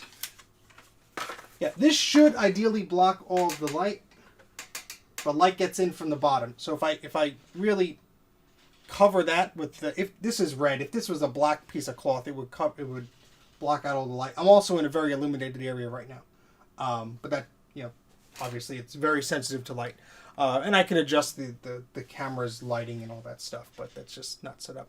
So the reason why the side is removed is because of the bulb. So originally there was a very hot bulb and a bulb mechanism here for projecting very bright light. And this is from the 60s or the late 50s or the early 60s. So that's the technology they have. I'm using just a cheapo LED light with a AA battery holder. This used to be glued here. I had to find a better way of fixing that there. Maybe one of my 3D printer friends wants to help me out. But yeah, it's just a little LED light. And to diffuse it is just a piece of plastic lid from a Chinese food takeout container. But if it's held correctly, that light passes through the film to the projector lens and projects the film. So it's worked out pretty well. This is a bit of a warm light right now, but once the batteries are fully, fresh pair of batteries, it should be okay. The film, this cover here cannot go on that with that light right now, at least the way it's set up. So I do need to keep that removed. The focus knob is pretty much irrelevant because I'm not using the built-in lens that it came with. And but I still refer to this because this has forward, auto-threading, start, rewind, etc. So I just need to sometimes refer to how that is set up. But yeah, this is pretty much a crazy lab experiment, but it does work. It really does.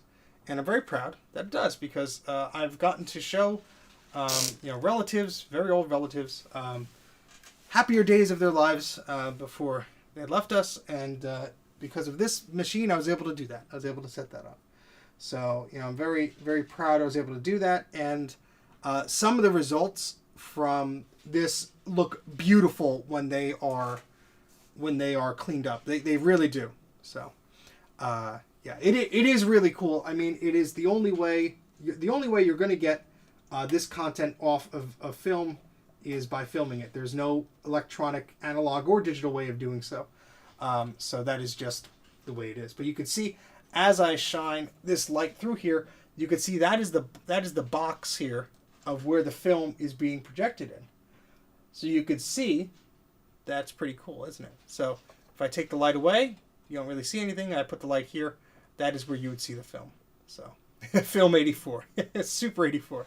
Yeah. So that is why I wanted to show you. Hope that was worth the wait. Let me put the lens back on the camera before I risk getting any more dust into that sensor.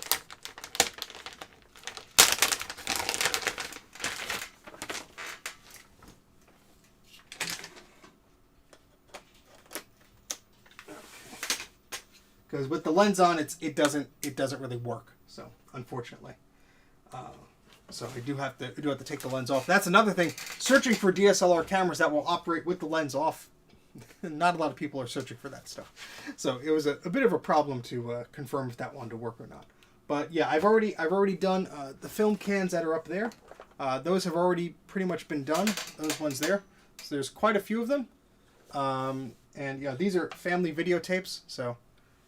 Those are already digitized, so those are all labeled. So this is sort of my family preservation history corner there. So, yeah, cool. Yeah, there's an Iceland videotape there. But yeah, I mean, I cleaned up today, so I deserve a bit of a break. But look at that. Yeah, there's still junk on it, but much better than it was before. You can actually see it's a table. So there you go. Oh boy. Yes. Anybody have any questions or anything? It is almost 1 a.m. So I can't really stick around. We will play with the poor little EMAC one day. I actually played Unreal Tournament on that. It's pretty zippy. So the EMAC will get its day in the sun. I assure you. But I need to clean up this space first so I could put it in that wall and I can make this a proper studio area. So, yeah. Yeah, it is cool to be able to change the lenses and stuff. That's something I really haven't gotten into. This camera was expensive enough just with the lenses and everything, so I want to make sure I use that to its full potential. But yeah, so that's and this is a Panasonic GH5S. Anybody who was wondering, and the lens is a 12-60, but it's a pretty good lens.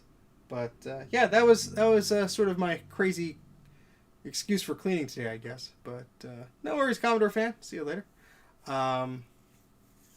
And yeah, so there's still a lot of stuff I got to go through. Obviously, I was just putting things in bins. I didn't throw out too much, so there is a lot of stuff I still have to continue to clean, and that is something I will continue to do. But yeah, it's gonna take some time. Obviously, yeah. This stuff is not the most fun stuff to do, but when there's an audience, you guys help cheer me along, so I do appreciate that. But if anybody has any questions before I sign off here, feel free to let me know.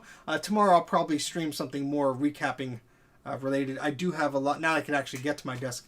I do have a lot of stuff to fix up and look at. Some people sent me some stuff. I do have some old boards that I have to clean up that people have been waiting for me to look at. Again, because some of them just are not working. And so that's frustrating. But I mean, they're old boards, so it is what it is. But I'll give it my best, I'm sure. I don't have an SGI or a Sun workstation, and really, I'm not a Unix guy. I would love to know more about that stuff. Trust me, but I probably don't have the mind to it. Yes, it's a Sony PlayStation 3D TV. I love that little TV. I have to find a better use for it. Probably when I have this room set up, maybe I'll use that as a monitor or something. I don't know. It's really meant for 3D content though. So it's probably going to go in the home theater area. But, yeah. Oh, boy. Yeah, they're interesting little devices. I do. They were, for a time, they were the cheapest 3D TV you could get. Came with a pair of glasses and everything. So, very cool. Get an S100 machine. Hey, if someone has a machine, even if I don't know what I'm doing with it, you well know that I'm going to take it. But they're a little expensive. A little hard to come by. But yeah, so any other questions before we call it a night?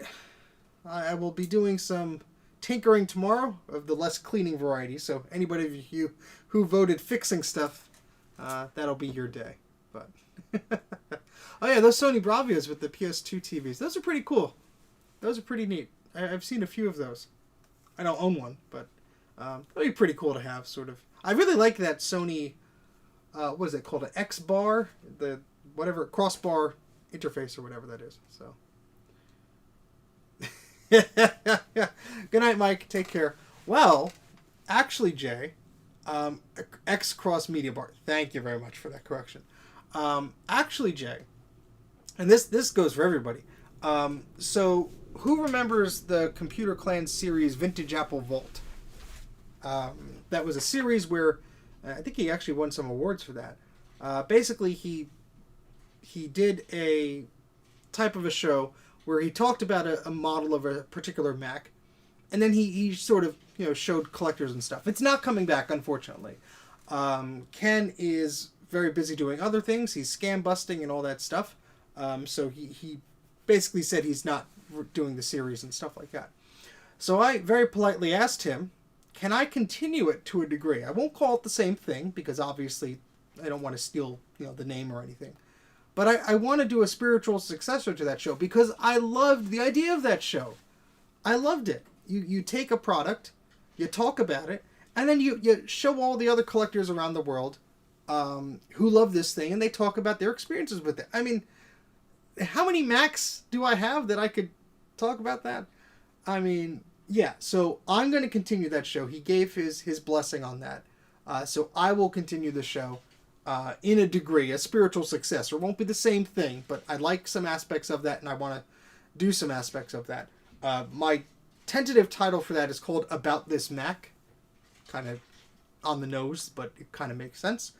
So the idea would be to introduce a computer, talk about it, and then, have a collector or an enthusiast talk about their experience with the machine, show off their collection, etc. So J, the Xserve, is something that I could talk about in that. And I'm sure you would have some good things to talk about your Xserve collection. So that's, I think, a good way to introduce the Xserve on my channel. I think that'll be a fun thing to do. See you later, Mickey. Thanks for stopping by. So yeah, that's something that is in the works. I don't have a planned date or anything like that. I'm trying to think of like a good machine to start that off with, especially one that he didn't cover before. Not that I won't cover machines he did cover, but just want to start off with a good machine. So that is something I'm thinking of. It's definitely going to happen at some point. I just don't know the schedule right now. When I get this space all set up to do videos, that'll make it a lot easier to do so. But obviously, the eMac. But obviously, maybe the G3 all-in-one. That might be a good... There you go. There you go. The G3 all-in-one. I think I just decided. Yeah, the G3 all-in-one. I think that'll be the introductory machine there. Yeah. I think I don't have an Apple one, but I think the G3 all-in-one will be, because I want to do a video about the G3 all-in-one anyway. So I think that'll be a good way to kick off that series. See, it's good we have these chats. So yeah, that'll be. Hello, Bob. We're just wrapping things up. Sorry, Bob. Yeah, so look out for that whenever I do decide to. Whenever we do decide to, whenever I have the time, and energy to release that series. That's what it's going to be about. But brainstorming, yeah, it's good. So, yeah, look out for that when that comes out. That'll be exciting to do, and I'm sure you'll see it on my Twitter and Instagram. Ken already did one on the G3 Blue and White, but that is a good one there. The G3 Blue and White is an excellent machine, Bob. So I have no problems with that machine. Excellent machine. There's actually one over there in the pile, but oh boy. So I think that's about it. I'm gonna call it a night. I appreciate everybody sticking by with me for either get up and look at the stream here, because it's been a while. It's been 3 hours and 29 minutes. My goodness. So yeah, we're gonna end this here before it goes any ludicrously longer here. But I do appreciate everybody hanging out, and I have to be hunched over here, otherwise I can't see the screen and all the things. But that's a compromise there. But yeah, we're gonna continue cleaning because there's a lot more to clean. I assure you. But thank you everybody for tuning in. Thank you everybody for the super chats and the super stickers. Tomorrow or the day after or something like that, we'll do a stream of more fixing stuff. But yeah, that's about it for now. So take care, everyone. Stay safe. Have a good night. And thank you for keeping me company. And with that, I'm going to end the stream. If I could click that button. Bye-bye.